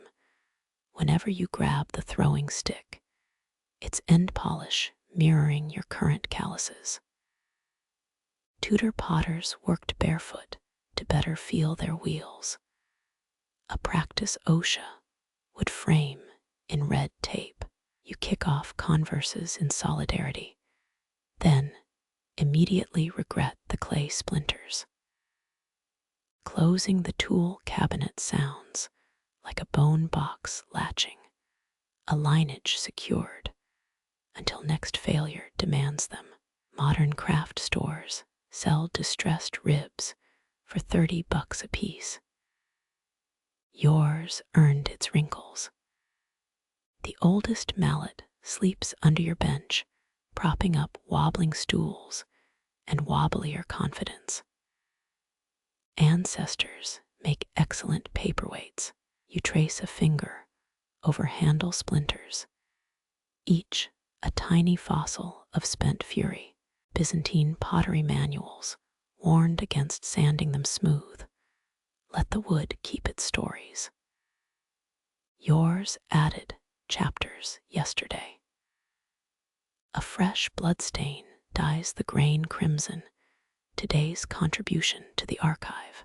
Breathing deep pulls in loam and lineage, the musk of fruit sellers and arthritic hands. Warren MacArthur's 1923 workshop journal recommends tobacco spit for polishing glaze. You'll stick with car wax. Some traditions deserve extinction. Footsteps echo as you shift weight yours, plus the march of every crafter who hounded this floorboard's squeak. The mallet throbs in your palm, a second pulse learned through blisters. Tomorrow's failures will justify its keep. Tonight, the ancestors can rest, their tools snicker at your electric wheel anyway. Heat shimmers distort the kiln's iron door your palm hovers, where 2,000 degrees once roared. Cooled bricks sigh as you lift the latch, a metallic exhale older than China's terracotta army. Those clay soldiers first emerged rosy, like this, their now earthen hues born from centuries of oxidation. Your knuckle grazes a plate's edge, its blush still holding oven memories. Polymer chains just finished their tango, molecules locking into stony permanence. You hum the tune they danced to. A bowl winks cobalt from the middle shelf, its glaze kissed by a lucky draft. Roman potters allegedly used minced dormouse to prevent cracks, though your vegan batch survived without rodent help. Last month's dormouse-free experiment still smells like regret and burnt barley. Archaeologists found 3rd Dynasty Egyptian kilns stocked with juniper. You've got a target candle labeled mahogany teakwood. Some traditions adapt. The smallest vase wears its crack like a lightning scar, a jagged vein of vulnerability. Historians still argue whether pre-industrial kilns had true sweet spots or just pyromaniacal luck. Your thermocouple's confirmed shelf 3 bakes truest, but you pretend it's magic anyway. A speckled mug winks. Its accidental aventurine sparkle from that soda can tossed in last minute. Recycling, alchemist style. Sweat drips onto the kiln floor, hissing faintly like disapproving librarians. Regency era, potters cooled wares under goose-down quilts. You use a Walmart beach towel printed with manatees. It works better. Clay reaches room temperature faster when wrapped in Floridian kitsch. Your thumbnail tests a cup's foot ring. The gritty squeak sings vitrified. Perfect. 5 generations ago, someone's brother-in-law probably tested ceramics by licking them. OSHA's greatest regret. The plate stack rings like temple bells. A makeshift xylophone celebrating survival. You play a 3-note ode to not ruining everything this time. Ash crumbles underfoot. Each step prints ephemeral constellations on the floor. Korean bunching potters mixed rice straw into their ash glaze. Yours hides Folger's crystals from yesterday's all-nighter. Modernity's patina. The last pot clinks as you lift it, warmth bleeding through your gloves.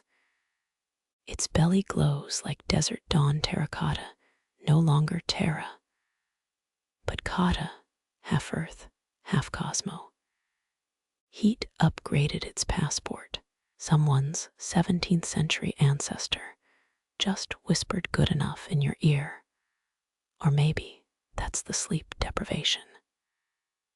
Either way, you agree. Steam curls from a cooling jug. Its silhouette could be 500 BCE or 2077 CE. Timelessness fits better than the gloves. Light bleeds through the workshop's sole window, slicing the kiln into shadow and gold. Dutch Golden Age potters timed firings to summer solstices, you're racing against a parking meter. Both methods work if you squint. The first piece meets your bare palm, still feverish, alive. Its heat mirrors your pulse, a newborn cosmos cradled in sweat and wonder. Grazing webs across a platter mimic dried riverbeds, Glaze surrendering to entropy's art. Ming Dynasty restorers filled such cracks with gold you're using Elmer's and craft store mica. Jacob from Etsy says it's authentic adjacent. Close enough. Blisters rise as you empty the shelves, each vessel heavier than its mud origins. Anglo-Saxon cremation urns averaged 14 pounds, a weight somewhere between grief and practicality. Your arms prefer metric. The kiln yawns empty, its maw hungry again by dawn. Ancient Mesopotamians thought each firing required a blood offering. You count 8 paper-cut scabs, sacred enough, moonlight puddles in a bowl's void, liquid silver, contradicting its sun-baked birth. Italian Renaissance potters believed moon-cooled ceramics absorbed poetic inspiration. You text that theory to your ex, they reply with a pizza emoji. Some mysteries endure. Breath fogs a vase's surface, your first interaction with this stony stranger. Its warmth lingers like a handshake's ghost.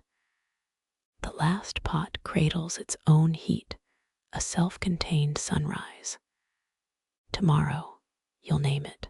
Tonight, it's enough to stand witness, hands burning, ancestors nodding, floorboards creaking the oldest yes. Midnight watches over your shoulder. The cobalt glaze swirls like bottled starlight. Your brush hovers. There's no undo button once this blue touches clay. Ming Dynasty masters mixed their iconic azure with ground Iranian cobalt. Yours came from a Brooklyn art shop labeled Moody Blue 5. Close enough. The first stroke arcs across the bowl's lip, a comet's tail frozen in liquid glass. A drip threatens the rim, you catch it with your pinky. Third Dynasty Egyptians used goose feathers for precision glazing. You've got a repurposed boba straw, innovations a shapeshifter. The brush handle sticks to your palm, sweat, and linseed oil, forging new adhesives. 19th century Staffordshire potters allegedly spat on their brushes for better flow. You opt for Gatorade. Historians still argue whether Celadon's iconic cracks were accidents or genius. Your controlled flaw technique just birthed a zagging fault line. Oops. Let's call it intentional. Shadows stretch across the work table. Your crouched form mirrors the vase's curve. Dutch Delftware painters worked by candlelight to avoid dishonest daylight colors. Your LED lamp winks, guilty as charged. The jar's glaze level drops. Each dip costs more than that questionable sushi you ate yesterday. 16th century Korean potters sang to their celadon as it dried. You hum the Succession theme song. Tradition evolves. A brush bristle snags on a groove, leaving behind a quivering cobalt vein. Persian ceramists believed such imperfections trapped mischievous jinn. You name yours fill and keep painting. Your wrist cramps mid-swipe. The resulting teardrop glows like a nebula. happy accident or divine intervention. A 1783 Saxon kiln log blames similar flaws on ale consumption. Your coffee mug side-eyes you. The night deepens, glaze layers building their own geology. Pre-Inca potters polished surfaces with smooth pebbles. You're using the back of a spoon from IKEA. Ancestors shrug, the sheen's the same. A yawn cracks your jaw, the brush wavers. Stay focused. Tang Dynasty artisans meditated for hours before glazing. You binge watch forged in fire reruns. Different paths to Zen. The final stroke meets its starting point, a cerulean Ouroboros. Heat will melt these careful lines into fluid unity. Fire's the real artist here, you're just the chauffeur. Rising stretches your spine like a potter's wheel, vertebrae realigning. Don't smear the piece now. Moche culture ceramists depicted deities with spilled offerings. You'd prefer not to join their ranks. The workshop clock croaks 3 a.m., its hands lazier than your eyelids. A moth kamikaze dives into your glaze jar. Welcome to the collective, little guy. Cleaning brushes in turpentine, the solvent swirls with forgotten blues. Renaissance apprentices drank milk to counter glaze fumes. You've got a gas mask from Home Depot. Progress. The last vessel glistens under your phone's flashlight, its belly a miniature midnight ocean. Your reflection floats in the wet surface, rippling like a time traveler. Outside, the street lamp dies, serendipitous ambience.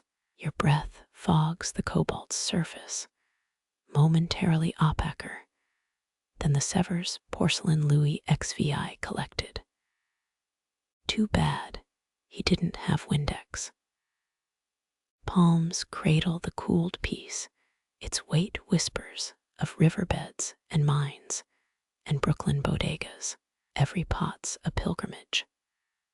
Dawn licks the horizon, the glaze's wet sheen mirroring peach-tinted clouds. Edo period artisans believed dawn-fired ceramics held the sun's soul. You believe in 24-hour diners and sourdough pancakes. The brush dries stiff, its bristles salute tonight's efforts. Sleep tugs your sleeves, but the kiln light blinks green. Showtime. The kiln's mouth seals a dragon swallowing its prey. Heat bleeds through brick cracks. Your forearm hairs curl in homage to forgotten furnaces. 800 degrees Celsius, the temperature at which clay surrenders its childhood. Song Dynasty potters monitored such fires for days. You've got a Wi-Fi thermometer. Progress tastes like burnt coffee and hubris. Flames hiss through flues, their hunger bending the air. Your perfect vase slouches like a napping drunk. Renaissance Germans called this Verzichen twisting truth. You call it therapy. Contortion births new curves, shoulders dipping, bellies bloating, necks craning toward invisible sirens. 19th century Royal Dalton manuals warned against heat whimsy. Too late now. A muffled pop echoes through bricks. One handle detaches. It levitates moment before disintegrating.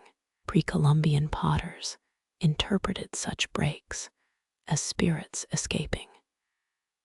You note it as structural commentary. Glaze melts into lava trails, cobalt bleeding into cream like interstellar riots. Tang artisans achieved similar effects using crushed moonstones. Your rocking store-brand Fritz. The thermometer chirps. Cone 10 reached. Now the cruel part. Waiting. 18th century Bavarian. Kiln masters brewed beer in the brick. Chambers waste heat. Ceramics and schnapps sharing molecules. You microwave ramen. The smell of scorched broth mingles with silica vapor, gourmet fusion. Midnight slips through the workshop window, a voyeur to this metamorphosis. Your flawless bowl warps into a seashell helix. Cretan potters spiraled their vessels to honor oceanic chaos. Coincidence? A crack splits a plate's rim, forking like lightning over prairie. Historians still argue whether Sagar's accidental explosions birthed iconic swirling patterns or just terrified apprentices. Dawn arrives ashen-faced. The kiln exhales sulfur and regret. Cooling bricks sing, a chorus of contracting minerals. Ottoman potters whispered prayers to their dormant kilns. You press your ear to the warm stone, hearing only tinnitus and existential doubt. 24 hours later, gloves shield your shaking hands. The door creaks open, heat slaps your cheeks like a jilted lover. Debris litters the kiln floor, shards glittering like fallen stars. But there, amid the carnage, a lopsided mug grins up, its glaze a galaxy of frost and flame. Ming restoration texts called such survivors Gishi ghost bones. You dub it Frankencup. Crimson drips fossilize midair, a frozen scream from the furnace. 17th century Dutch collectors would have paid triple for these haunting imperfections. Your Etsy description writes itself. The warped platter leans like Pisa's tipsy cousin, its surface veined with metallic tears. Sgraffito grooves birthed unintended canyons. Archaeologists found similar errors in Phoenician shipwrecks, proof that even ancients winged it. You stroke the uneven rim, learning Braille from disaster. 3 bowls fused during firing, Siamese triplets of glazed defiance. Polish your nails, you'll call them postmodern communion set. Mayan potters smashed such mutants as bad omens. Your Instagram followers will eat it up. The kiln's belly empties, a ceramic obstetric ward. Each piece nurses its fresh scars. You weigh the least mangled vase. It's lighter than your expectations. Joseon potters measured success by a vessel's ringtone pitch when struck. Yours clunks like a tin can. Progress. Fingerprints survive intact, their whorls immortalized under glassy blue. Victorian scientists tried patenting crime-solving ceramic skins. Failed miserably. You trace your own ridges, proof you showed up. Outside, rain slicks the street, the world itself, a half-fired glaze.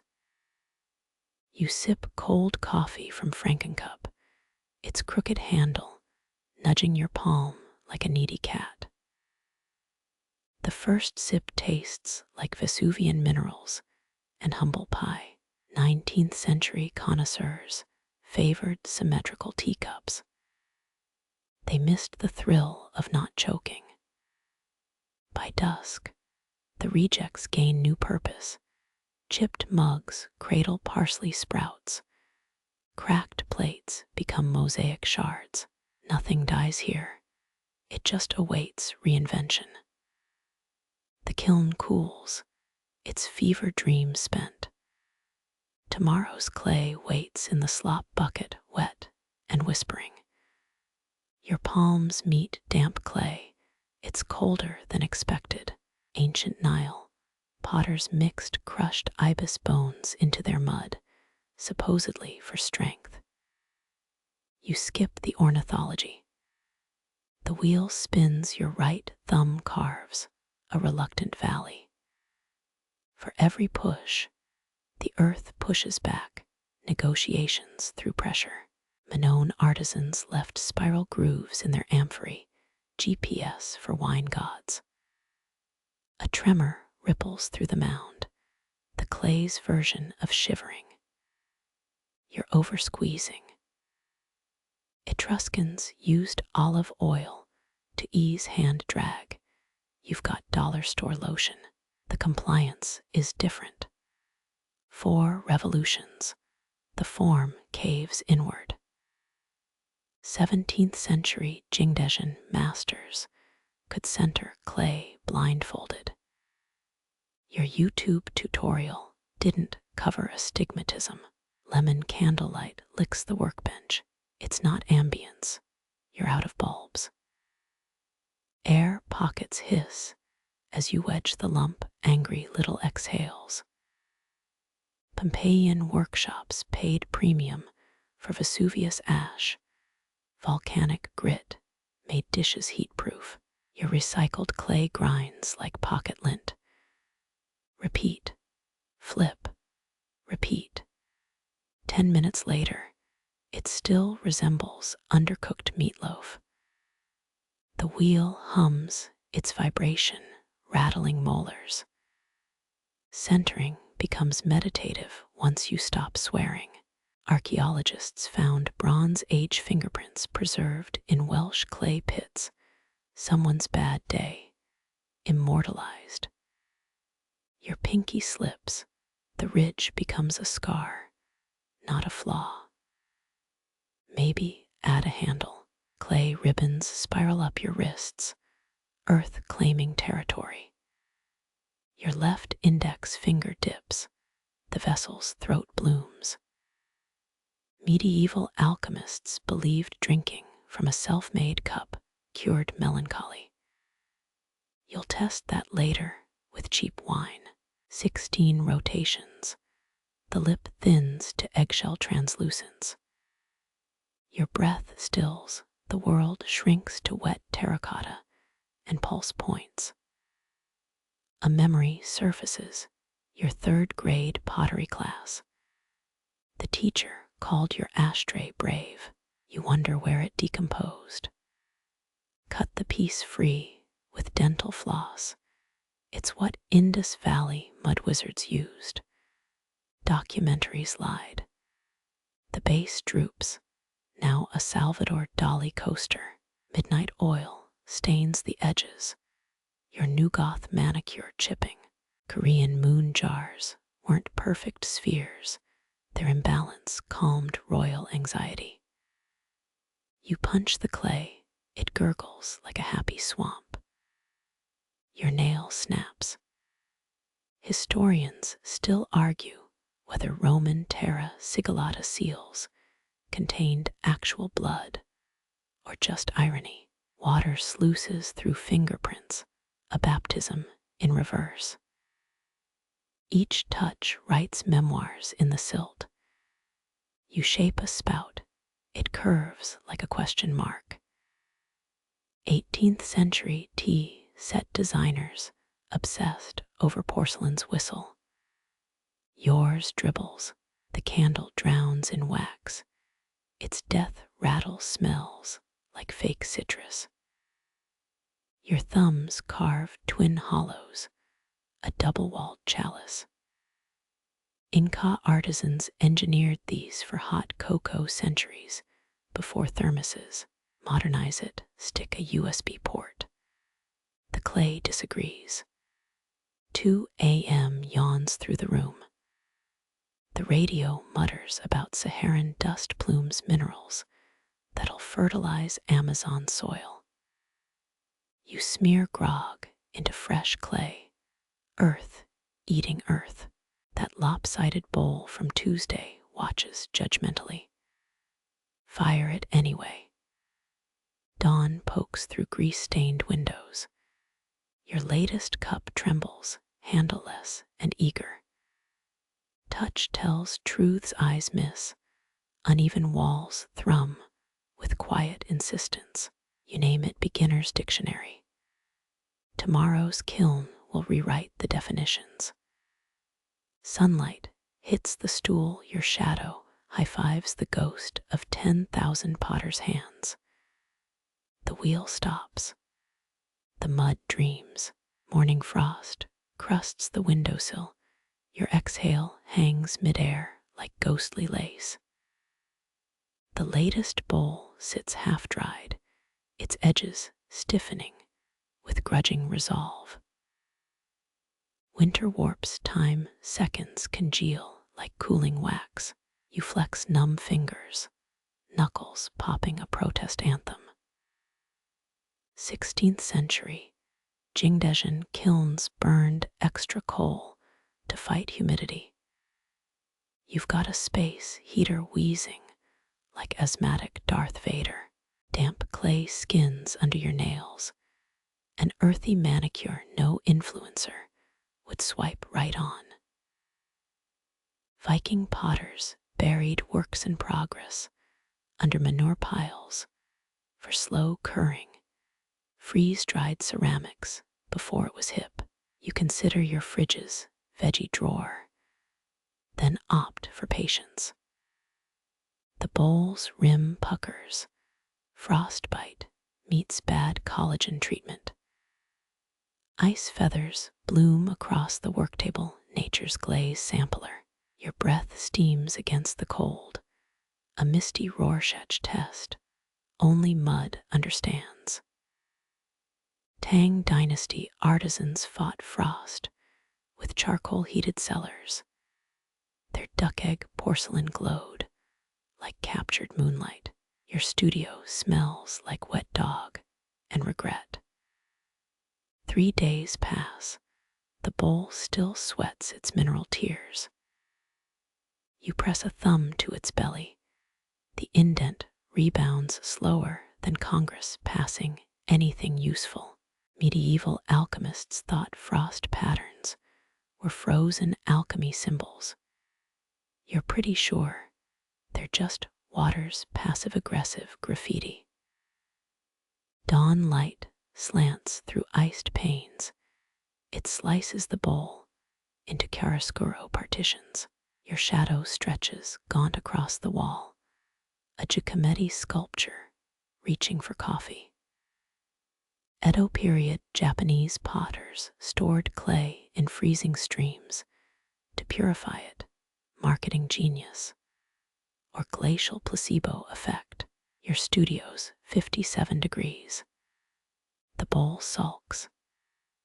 Air pockets crackle under the surface, inaudible whimpers from the deep freeze. You wipe condensate off the wheelhead. Your sleeve freezes to the metal. 17th century Delftware makers timed firings to thaw cycles. You time your curses to the heater's a rhythmic hum. Nightfall brings a screech owl's cry, nature's ASMR track, gone avant-garde.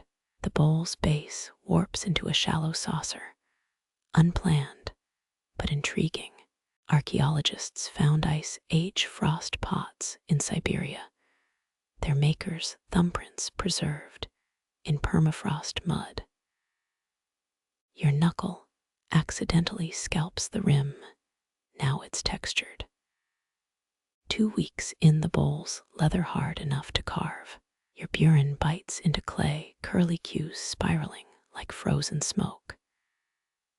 Qing Dynasty.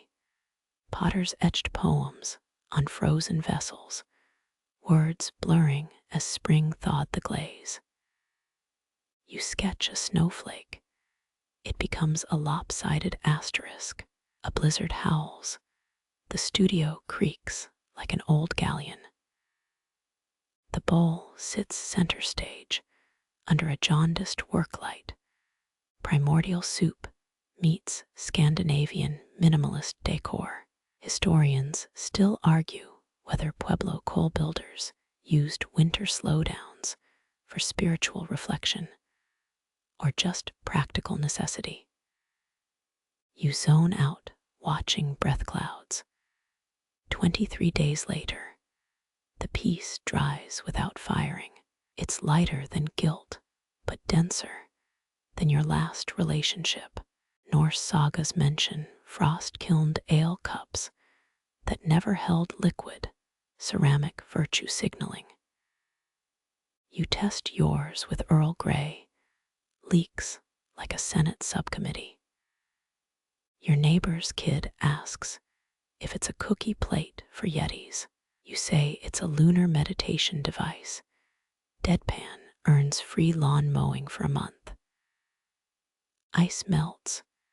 Rivulets etch canyons in the workshop's dirt floor. The bowl's crackler looks intentional now. Delta maps of enforced stillness. Spring's first thaw whispers through cracked windows. You oil the kiln hinges, their squeal softening into something like forgiveness. The bowl's imperfections glow in weak sunlight, a lullaby of crooked beauty. Waiting carved you softer than any tool could. Frost retreats, but its fingerprints linger in the clay's memory. You load the kiln slow, sipping cold brew, while April rain rewrites the world outside. The bowl's final form remains unwritten. And isn't that the point? The kiln's last embers die as dawn stains the workshop pink. Your flawed mug sits cooling on a sagging pine shelf. Its hairline cracks a spiderweb across the belly veins of gold, where glaze bled into fractures. You heat water in a dented kettle. The whistle screams like a disgruntled teapot ghost. 17th century Japanese craftsmen filled ceramic breaks with lacquered gold. Kintsugi turned failure into luxury. Your repair job involves discount craft store guilt and sheer denial. The mug's handle lists starboard, a Titanic aesthetic minus the iceberg. Steam curls from its crooked rim, smells like bergamot and hubris. 3 sips in warmth leaches through the cracks. Sunlight hits the fissures, just so your desk becomes a liquid disco ball. Medieval apothecaries believed flawed vessels made better medicine, said imperfections trapped healing spirits. Your Earl Grey tastes normal, but the placebo effect's free. A drip down your wrist. The mug weeps like a melodramatic Victorian heroine. You catch the leak with your pinky.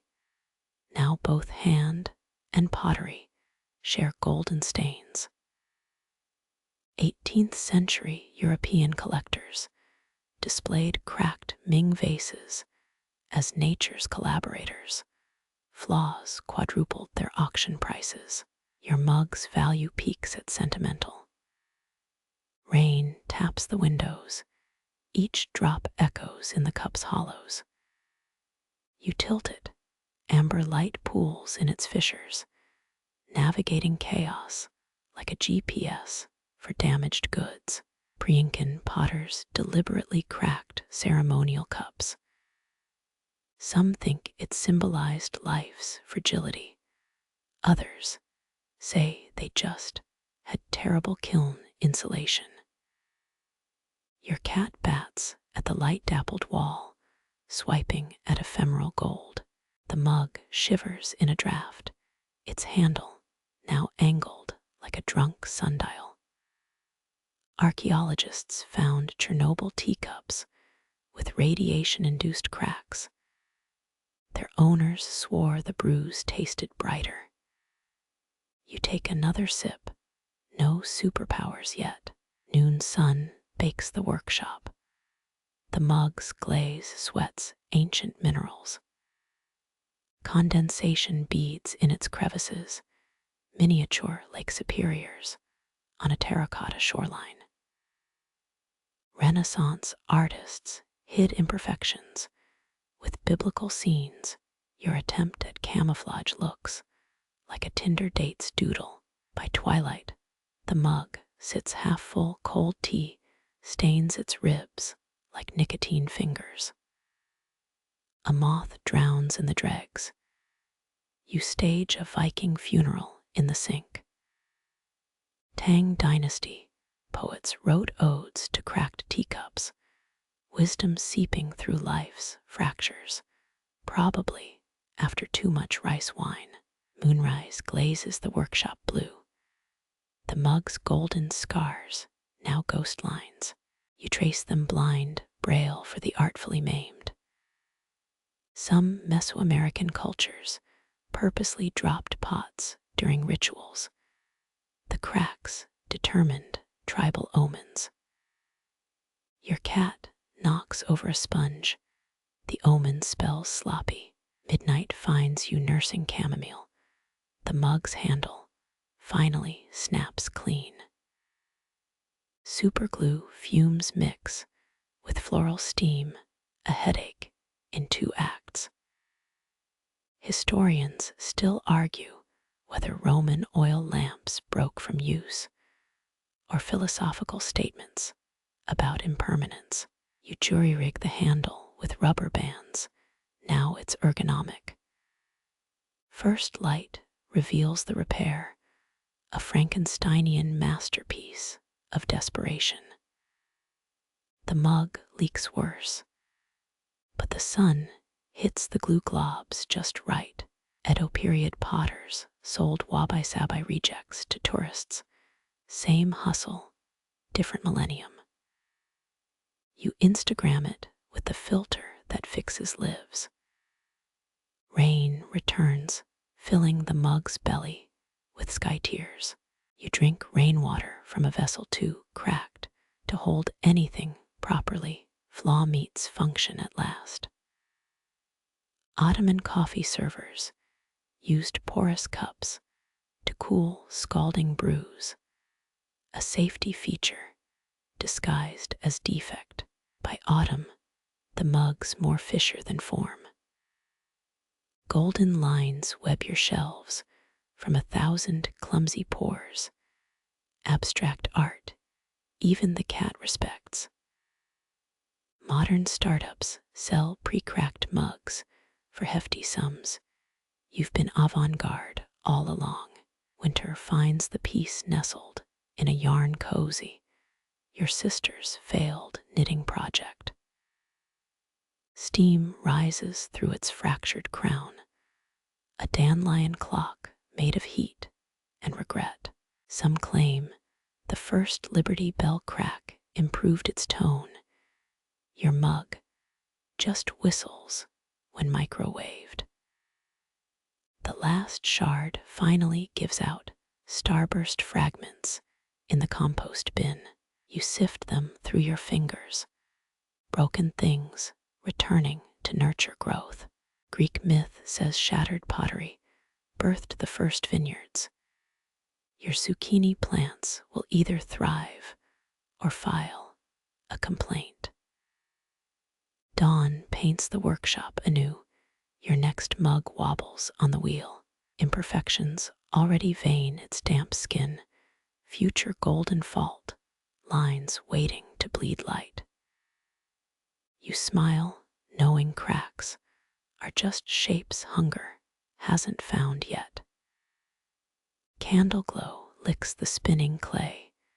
Your newest vessel rotates like a lazy planet. Fingers dent its surface. Each impression holds candle soot from your midnight session. The workshop smells of burnt beeswax and damp earth, a perfume even fancy candles can't mimic. Soot clings to every groove, your thumbprints fossilized in smoky halos. 18th century Staffordshire potters burned oak logs during firings. They swore the smoke gave bowls a wood-smoked soul. Your dollar store tea lights just leave raccoon-eyed smudges. A draft makes the flames shiver. Shadow hands caress the clay's curves. You swipe at airborne soot. It settles stubbornly on the pot's shoulder. Victorian ladies collected kiln ash for mascara, your accidental eyeshadow. Trend stops at the studio door. Midnight oil becomes literal. The candle drips wax onto your tool rack. It hardens around a ribbon cutter, now part-time paperweight. Pre-Columbian potters used tobacco smoke to darken ceremonial urns. Historians still argue whether the ritual was sacred or just artistic preference. Your sleeve grazes the wet clay, leaving a woolen-textured scar. Soot fills the crevice, creating a charcoal river through terracotta hills. Renaissance artisans signed pieces with thumbprints in lampblack. Your autograph looks like a drunken fingerprint at a crime scene.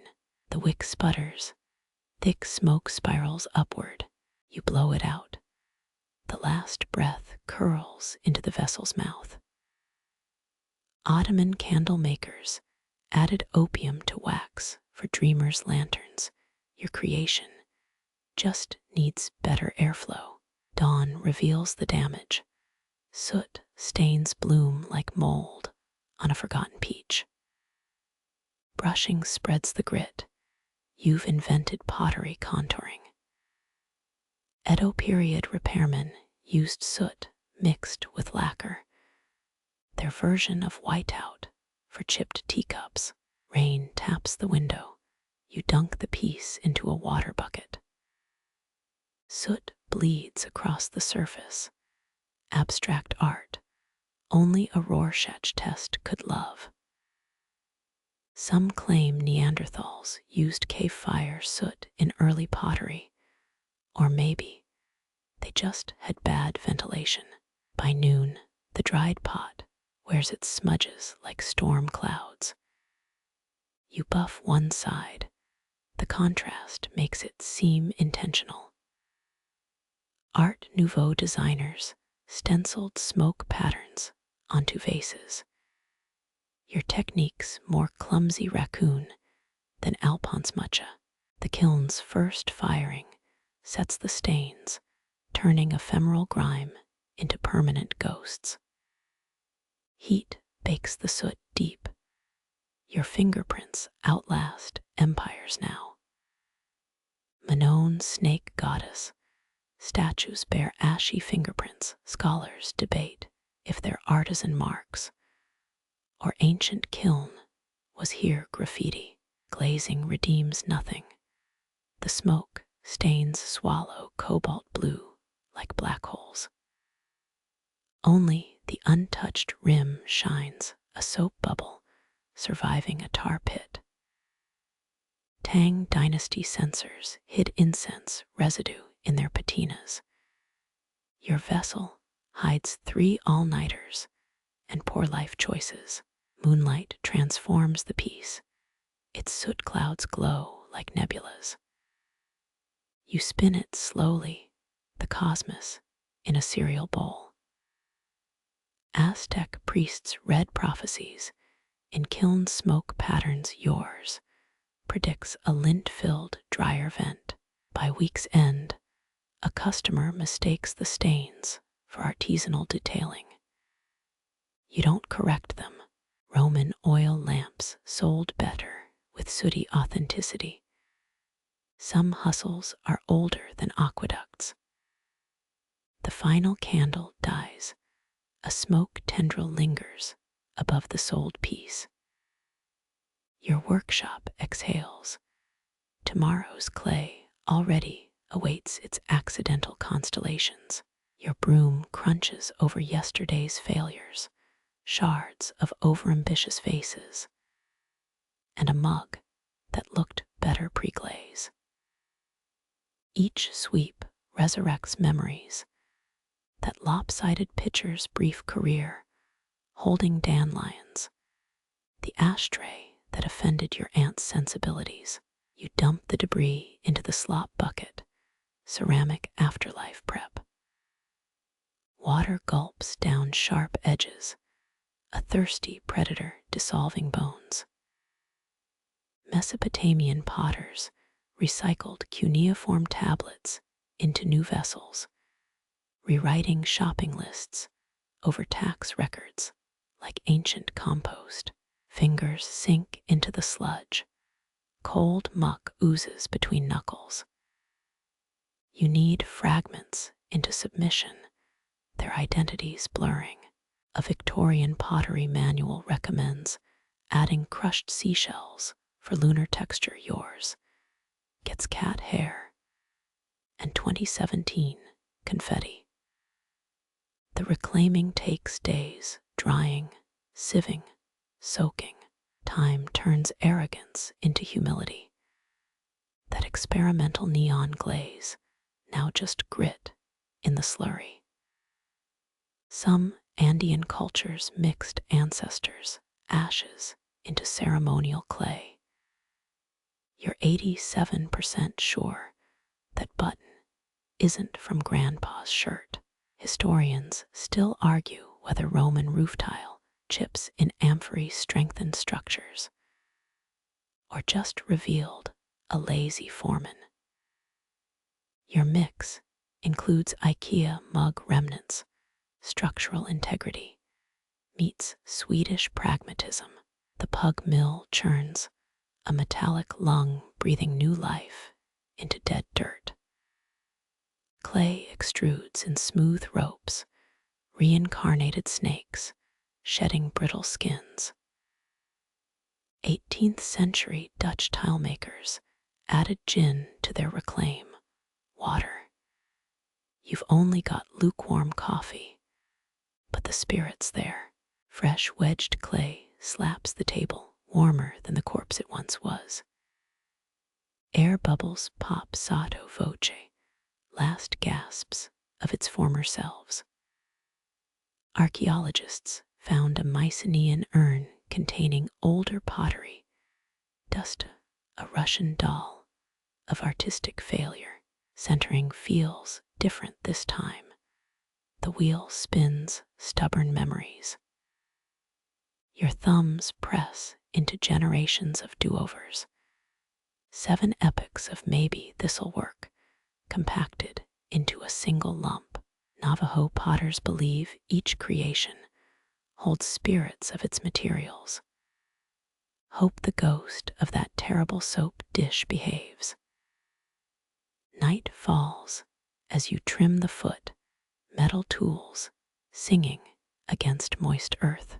Steel reveals stratigraphy, a layer of pride, then desperation, then resignation.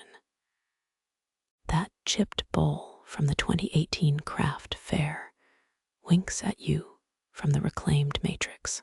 Morning light shows no trace of past lives, just smooth curves and second chances. The kiln yawns open, its fiery rebirth chamber ready. Chinese Jun ceramics gained value from being smashed and repaired with gold. Your version's more duct tape nobility. Fire does the final erasing, flames blurring timelines.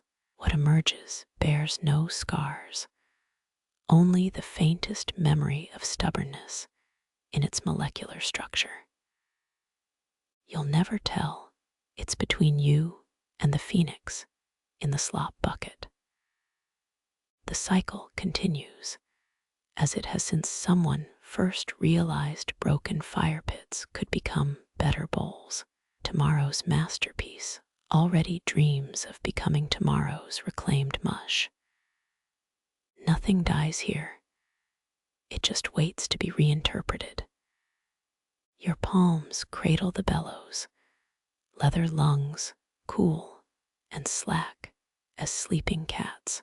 Each squeeze sends air coursing through bronze nozzles. The kiln's fiery, heart-quickening.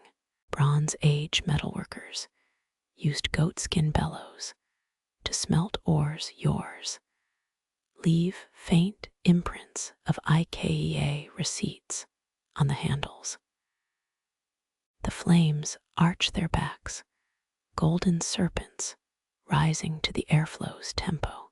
You pump rhythmically, a midwife coaxing embers into roaring newborns.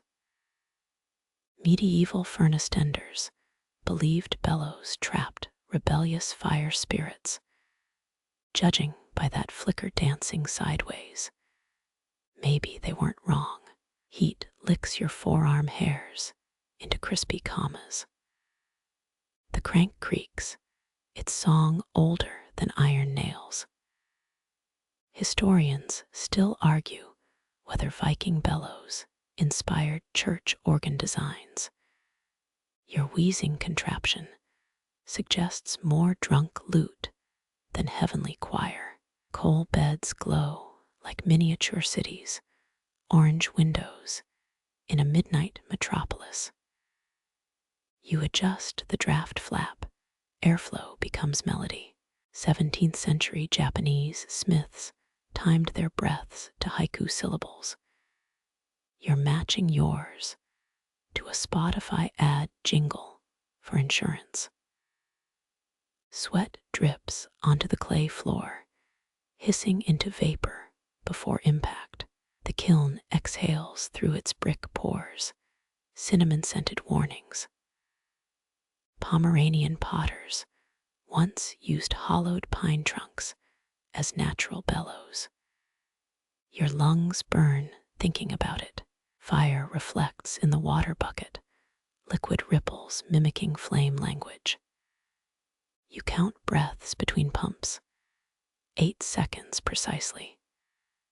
Egyptian tomb paintings show entire teams working ceremonial bellows, paid in beer and sandal wax. Your paychecks just blisters and 2 forgotten leftovers. Ash floats upward, reverse snow, defying gravity's rules. Glazes melt into glassy whispers against the roar. That teal drip at the rims, getting dramatic, Bowie understudy level of flair. The workshop cat observes from a safe distance, disapproval in every twitchy whisker. Its tail flicks metronome beats. You're 2 measures behind. Renaissance metallurgists claimed cats could predict furnace explosions. This one just wants your sandwich. Night deepens, your shadow puppet dances across soot-stained walls. Bellows wheeze their final notes as coal beds dim to rubies.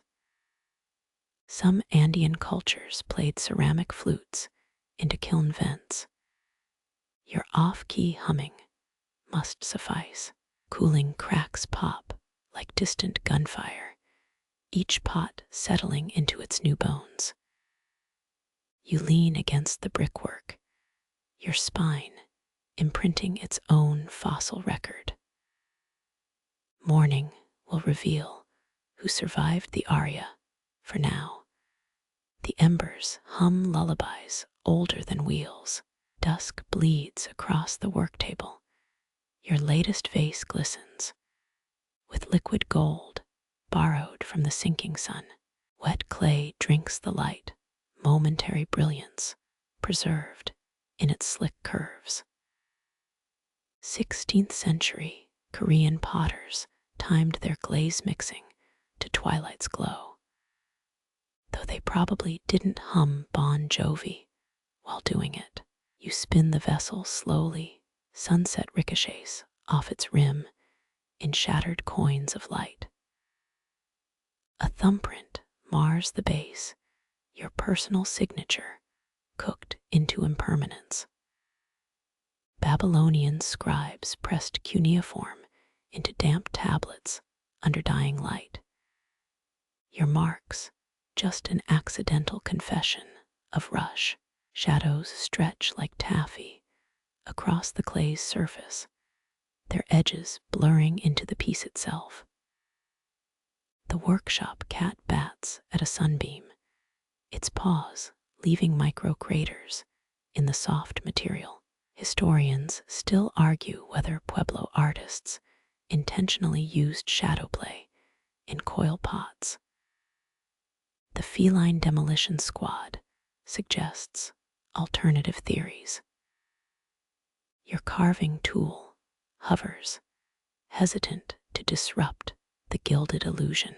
Pre-Incan potters painted with crushed fire opal at twilight, their work glowing, until fired blank at dawn. You settle for tapping the needle's tip rhythmically, mimicking a grandfather clock. No one wound. Moisture evaporates visibly now, the clay's surface tightening like sunburnt skin. One bead of water lingers at the neck, a liquid diamond defying gravity. Medieval Venetian glassmakers raced sunset's glow to perfect gilding. Your drip has 53 seconds before becoming a flaw. Wind chimes clatter, breezes arrive wearing autumn's first chill. The vase's sheen dulls incrementally gold, leaching back into the horizon. Zapotec artisans believed westward-facing workspaces stole color from the dying sun. Your north-facing shed gets creative with reflective baking sheets. You blow gently across the rim, the sound lower, richer than noon's crisp notes. 5th century Greek symposium cups were tuned to specific musical keys. This one croaks like a bullfrog with laryngitis. A truck's headlights stripe the wall, modern glare, contaminating the ancient alchemy. You shield the clay instinctively, palms forming a living loop. Factory ceramics conquered the world by ignoring sunlight schedules. Your solar-powered craft remains stubbornly boutique. The last light clings to the vase's belly, a molten sliver resisting night's pull. Roman terra sigillata, where gleamed redder when slipped during dusk quarries. Your crimson underglaze just looks morbid without its golden collaborator. Moths ping against the window screen, drawn to your single bulb's false sunrise. Their wings dust the workbench with iridescent powder, inadvertent collaborators in the glitter economy. 17th century Delft potters hired children to catch wing scales for luster effects. You're content with volunteer insects working pro bono. Cool air stiffens your shoulders, the clay following suit as moisture flees. 9 veins of grog poke through the surface, granules from last month's shattered mug. Ottoman potters recycled battle shrapnel into their clay bodies. Your aggregate's less heroic, but equally sharp. The cat leaps up, its tail erasing 2 hours of detail work. You freeze mid-curse, recognizing the universal law of feline ceramic interference. Excavated Indus Valley pots bear prehistoric paw prints, proving cats have trolled artists for 5 millennia. Darkness wins. The vase becomes a silhouette with memory of light. Your fingertips read its contours like braille slight warping on the eastern flank. Korean Joseon masters would have smashed it instantly, You nickname it dusk's last stand and reach for the sponge. Water hits dry clay, a hiss of surrendered potential. The gilding washes away, fleeting beauty returned to the universe's pigment bank. Tomorrow's firing will impose permanence, but tonight's borrowed gold lingers under your nails, immortality's down payment. Muddy footprints trail into the workshop, small toes imprinted like fossilized raindrops.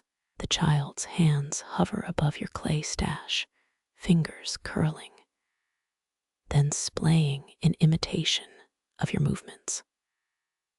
Pre-Columbian mothers taught pottery by molding their children's fists around wet earth. Though tantrum-induced clay flinging probably dates back just as far, you slide a walnut-sized lump across the table, the universal currency of beginner's courage. Their thumbs plunge inward, creating twin craters that meet in a wobbly tunnel. 6th century Japanese apprentices started with pinch pots so tiny they served as mouse teacups in noble estates. This one's leaning like a drunk sunflower and twice as likely to topple.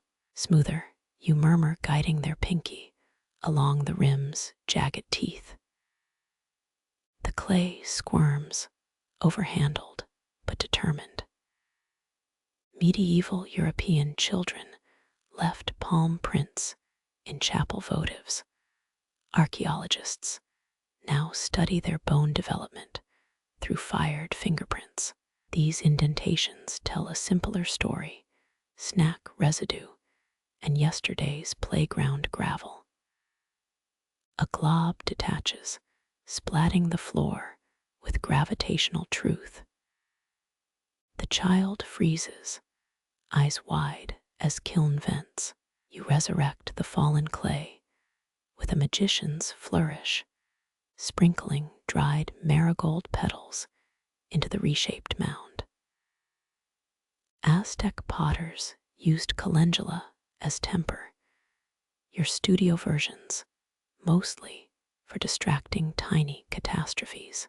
The pot's walls thin unevenly, translucent in some spots, dented in others.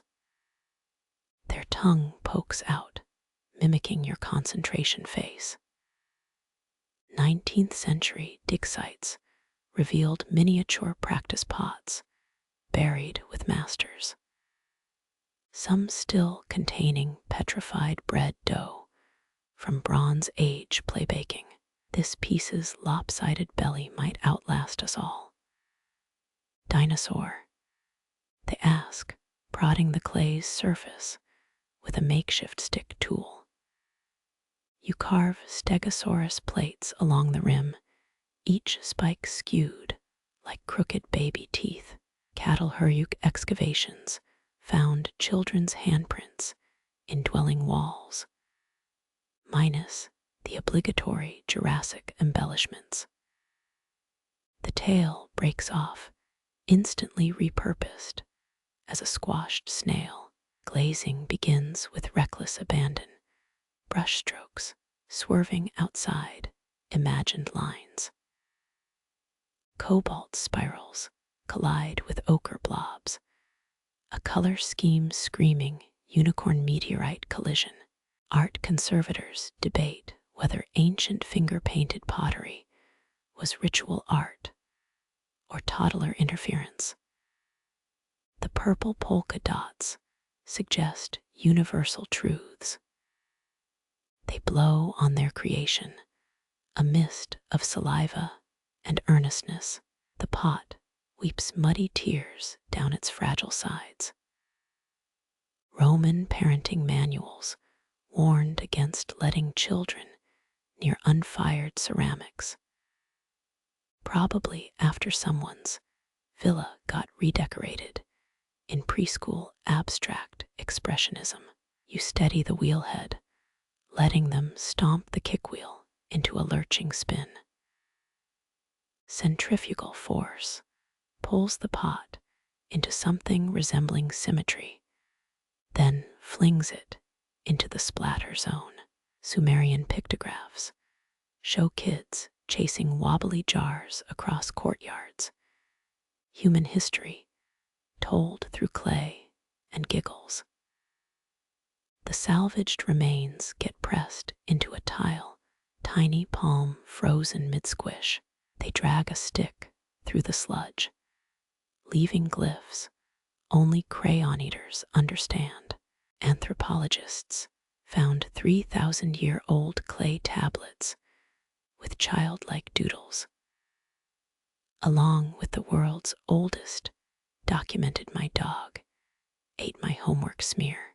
Cleaning up reveals treasures, fingernail crescents in the work table, a crystallized snot gem on the stool.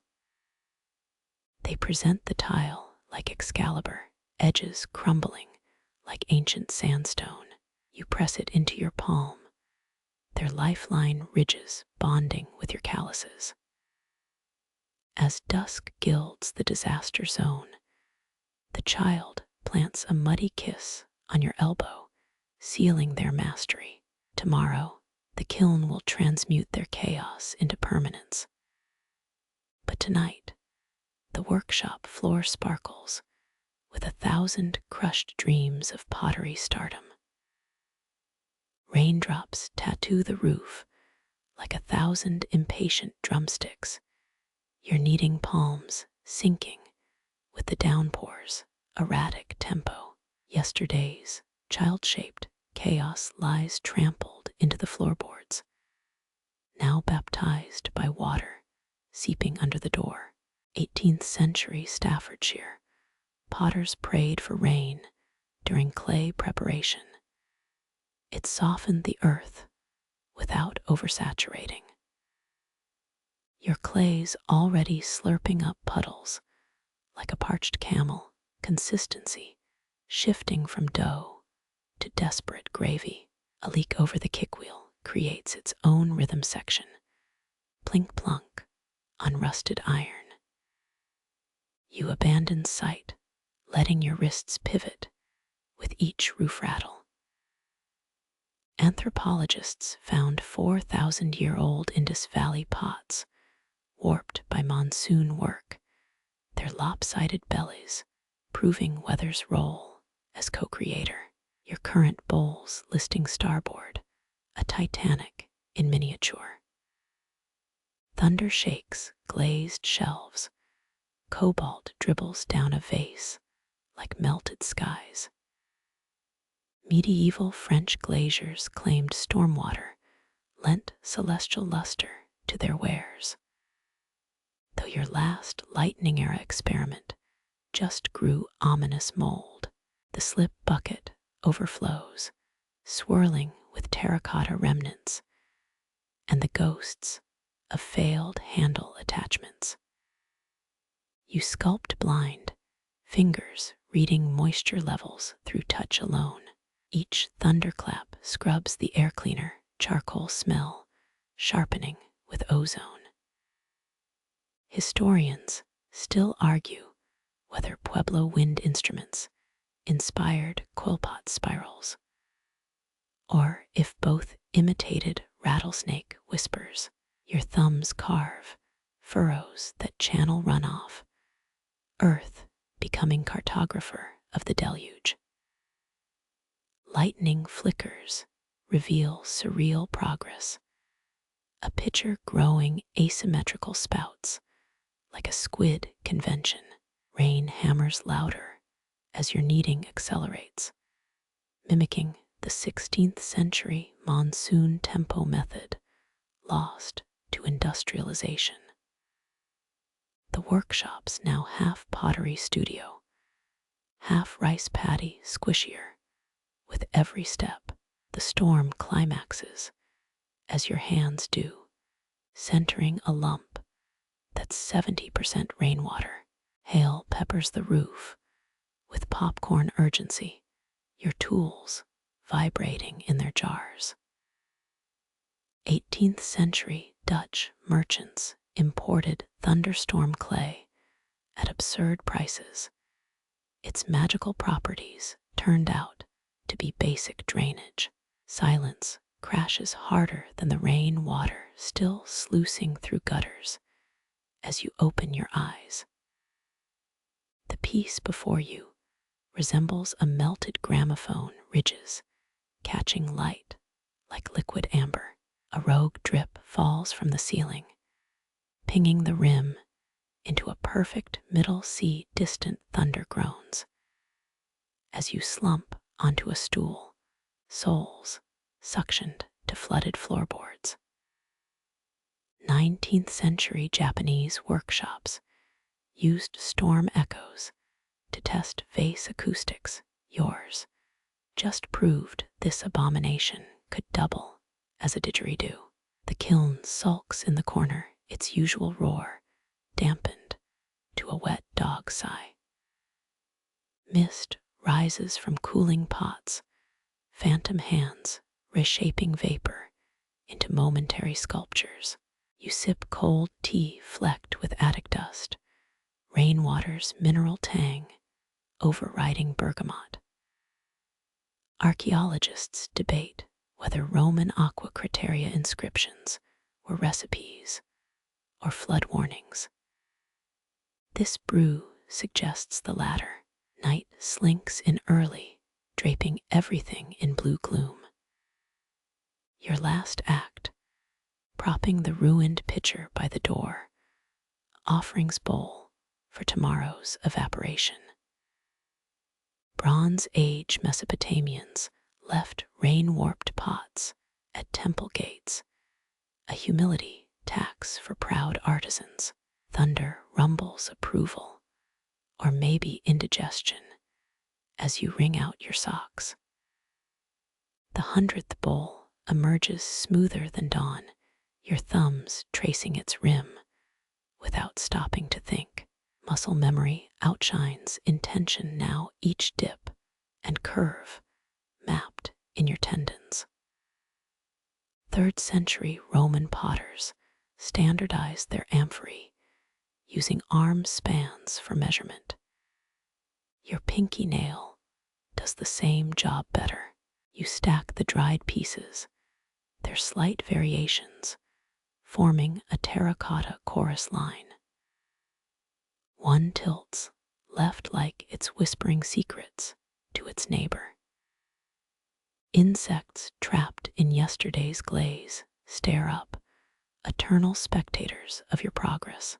A fly in bowl 46, baked mid-flight, wings splayed like amber cathedral windows. Historians still argue whether Minoan pottery spirals represented ocean waves or fingerprint ridges. Your coffee-stained mug suggests sleep deprivation. The kickwheel's hum blends with your heartbeat, two rhythms aged into synchronization.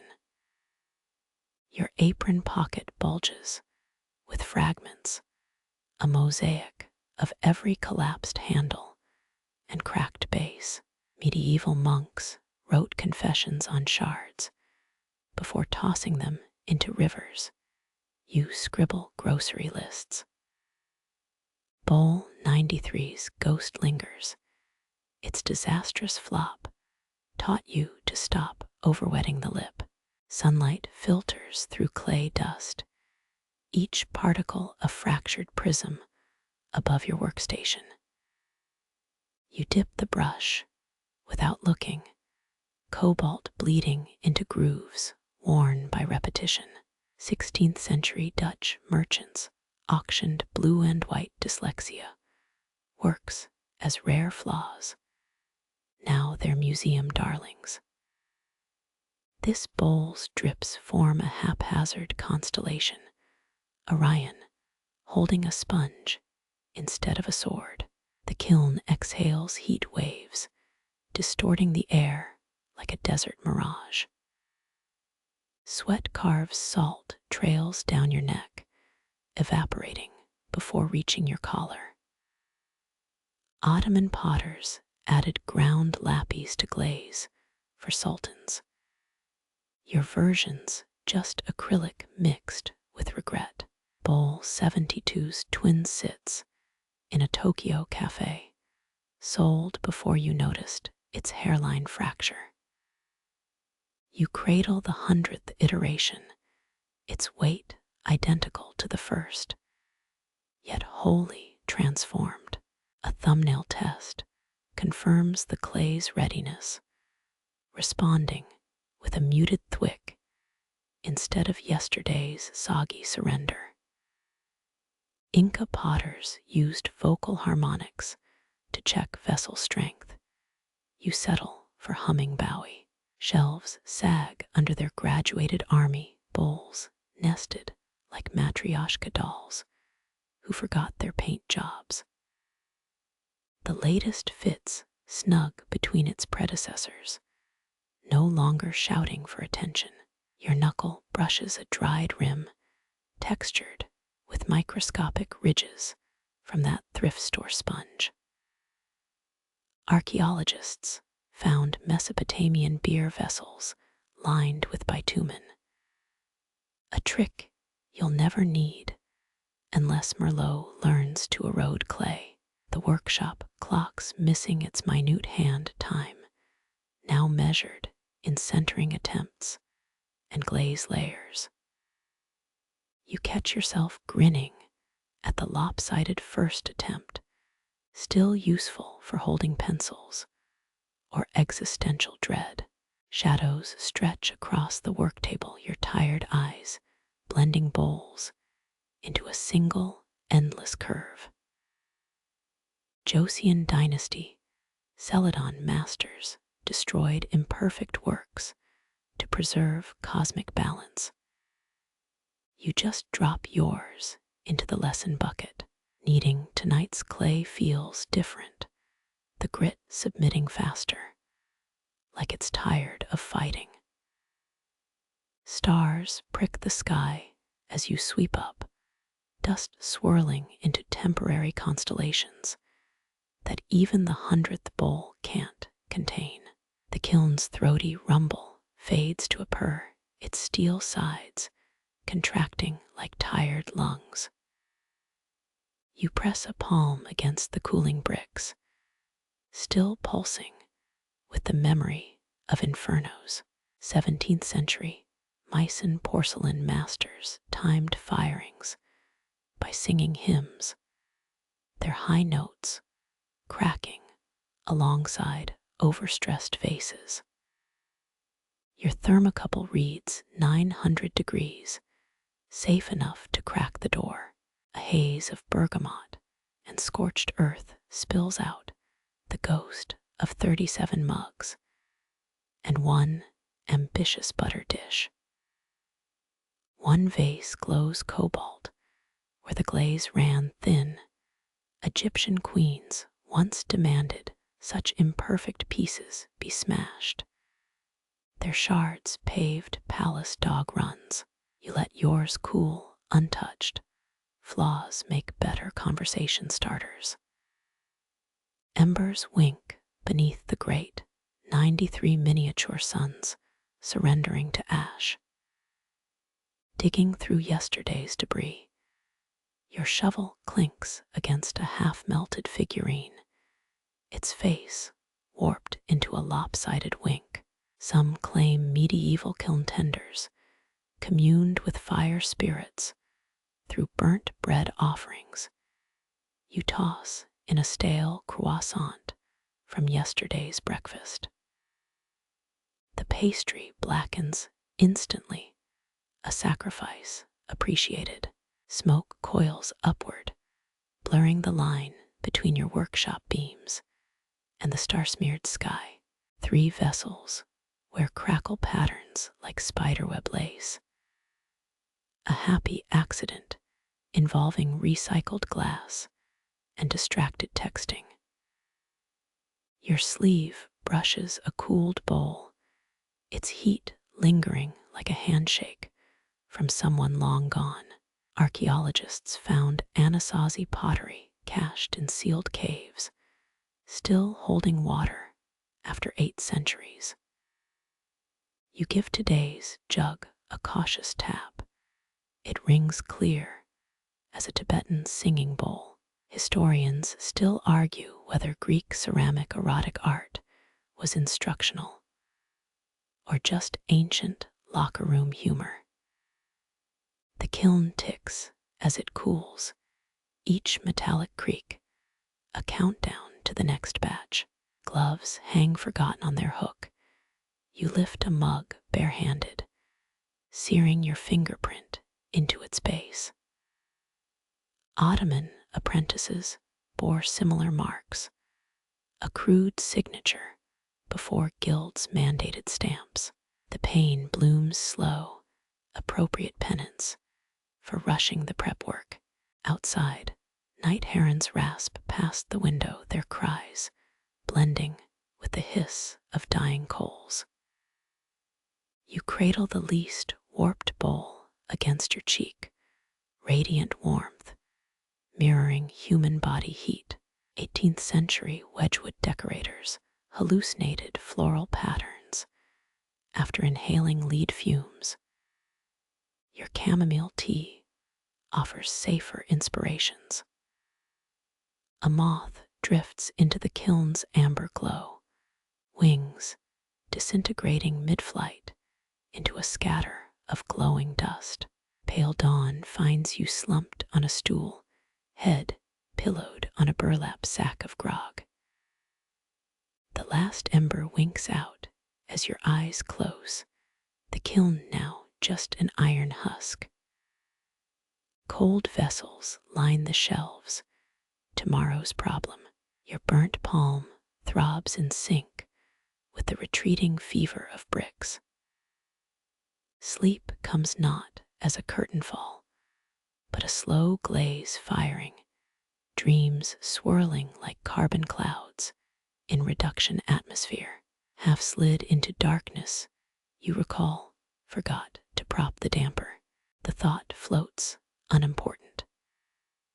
Let the drafts carve their own paths through the ash. Let spiders spin webs in cooling flues. Your breath evens out, the kiln's final warmth lingering in your hair like a half-remembered lullaby.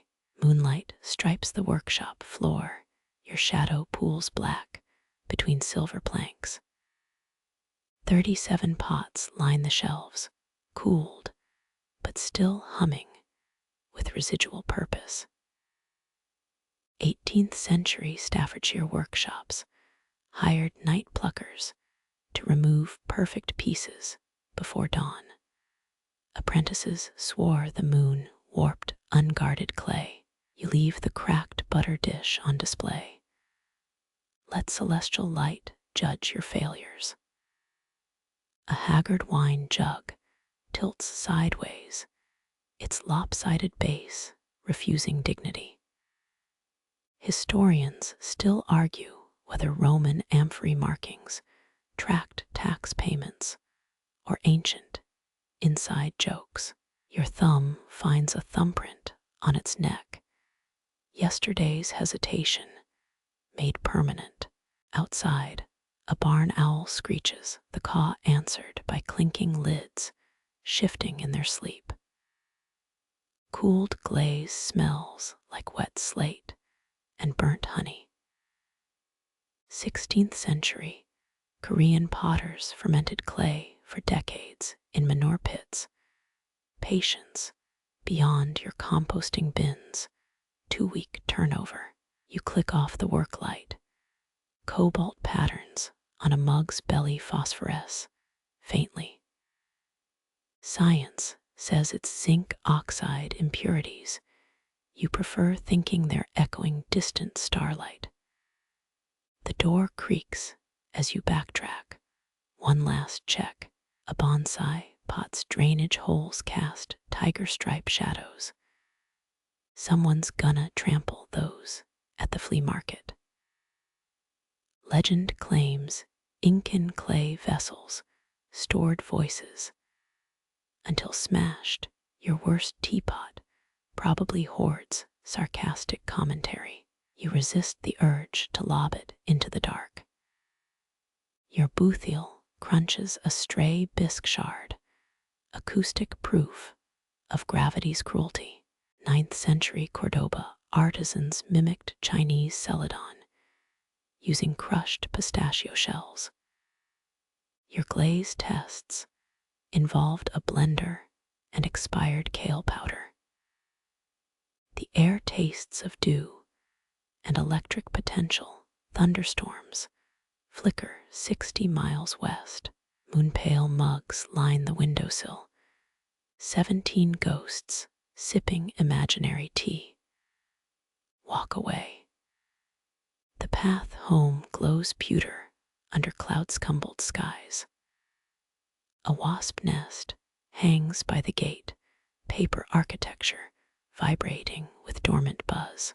You count 19 vessels through the rear window, their silhouettes merging as distance blurs edges. 17 steps to the house. 17 breaths where you don't think about kiln vents. Key meets lock, metal grinding like a poorly wedged clay plug. Sleep waits in rumpled sheets, but the workshop still tugs your spine. Some say Babylonian potters worked only during eclipses, their wares branded with crescent shadows. You bite a granola bar shaped like regret and watch the window. Midnight oil lamps once flickered in Ming Dynasty workshops, guarding against gooey Po spirits that craved unbaked mud. Your motion sensor light blinks on just a raccoon plundering the scrap bucket. The butter dishes warped profile wobbles in the fluorescent glare. A duck molting into a platypus. Dew soaks your ankles as you return. Couldn't leave honesty bowl unprotected. That first lopsided thing deserves company. Your palm squeaks across its rim, dust and skin oils conspiring.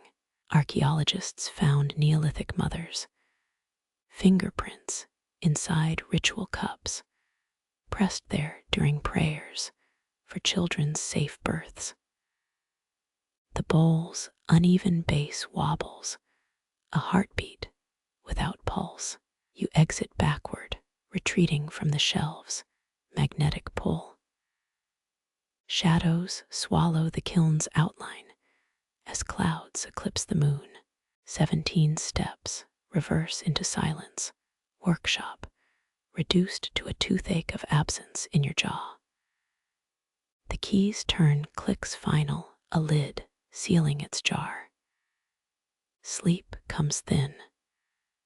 Through the bedroom window, the workshop roof gleams, wet shingles reflecting nothing at all. Your blistered palm itches. Ottoman guilds interpreted burns as kiln gods' favor. Owl feathers drift past the gutter, one lodging in the chimney flue. Dawn's already staining the east. But for this suspended hour, the vessels exist only for themselves, wet clay dreams hardening into what comes next. Dawn's first blush seeps through dust-caked windows. Your shadow stretches, gaunt across abandoned tools. Tang Dynasty potters buried their kilns post-firing, a ritual burial meant to honor the earth. You crouch by the lone candle, its flame gutters in a draft, carrying owl down and river mud. Medieval glaze recipes sometimes included crushed moth wings. Entomologists still find iridescent fragments in museum collections. The wick hisses as you lean close, warm wax pools around a thumbnail's crescent of dry clay. 3 slow breaths. You exhale the day's last secret across the flame. Smoke spirals upward, a ghostly column twisting between sagging shelves. Did Manon's snake goddess figurines depict priestesses or literal deities? Academics bicker, while your soot-streaked knuckles answer to neither. The workshop dims in stages, amber glow retreating to embers in the kiln's cracked maw. Your knee pops rising, 37 years of crouching at wheels, etched into cartilage. Johann Friedrich Bircher claimed alchemy's secret was porcelain, but his patron locked him up till he delivered. Tin-glazed tiles cool by the doorway, their floral patterns mimicking your grandmother's embroidery sampler. Distance muffles the river's night chorus, frogs and katydids yielding to crows reclaiming the yard. Moon-pale ash settles on the empty worktable, a phantom blueprint for tomorrow's vessel. Some swear Hopi spirit pots can trap harmful intentions. Your cousin mailed one after the divorce. You pocket a biscuit shard, jagged edge catching on denim as the door creaks ajar.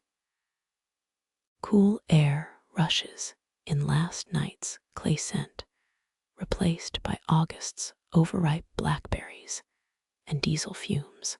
The padlock clicks shut, tongue retreating into brass like a mollusk shell. 17th century Delft artisans perfected mimicking Chinese blue and white. USING Chinese letter, cobalt from mines that poisoned entire villages. Your boots crunch gravel toward the gate. 17 steps mirrored in reverse from earlier.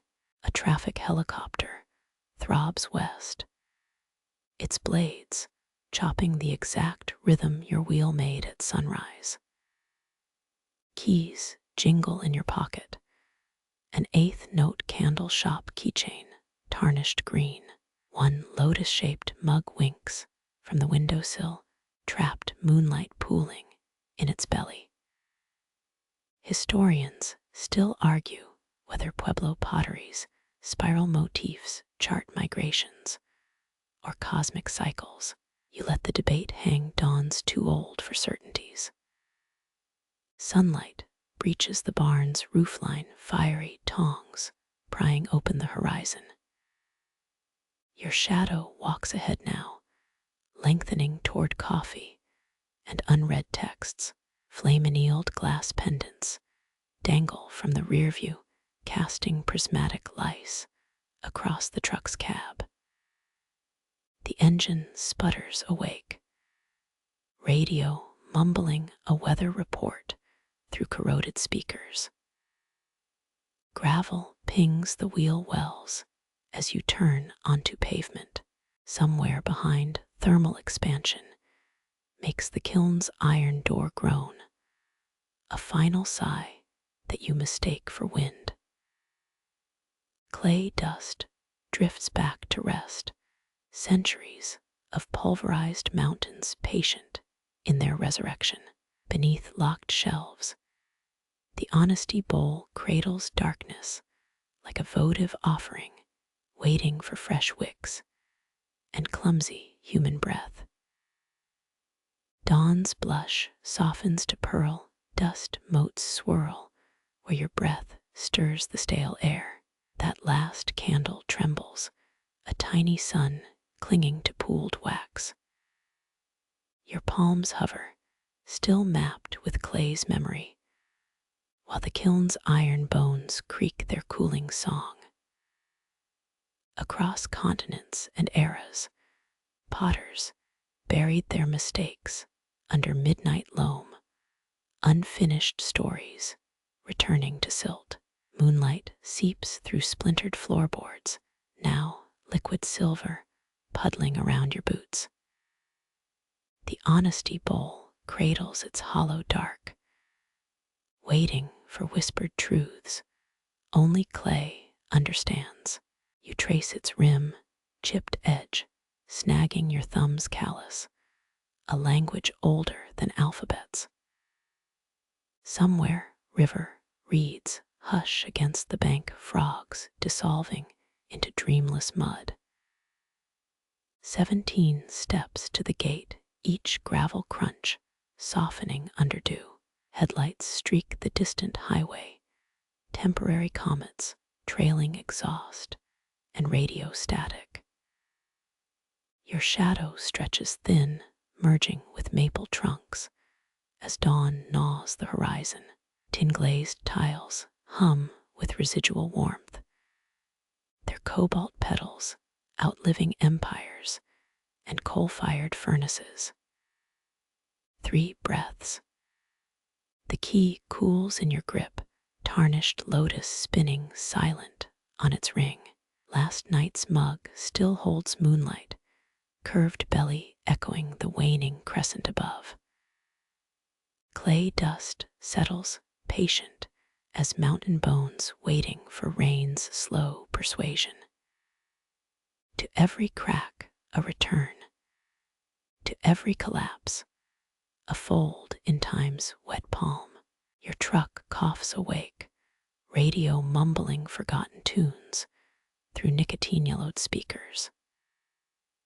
Rearview pendants scatter rainbows that die against asphalt.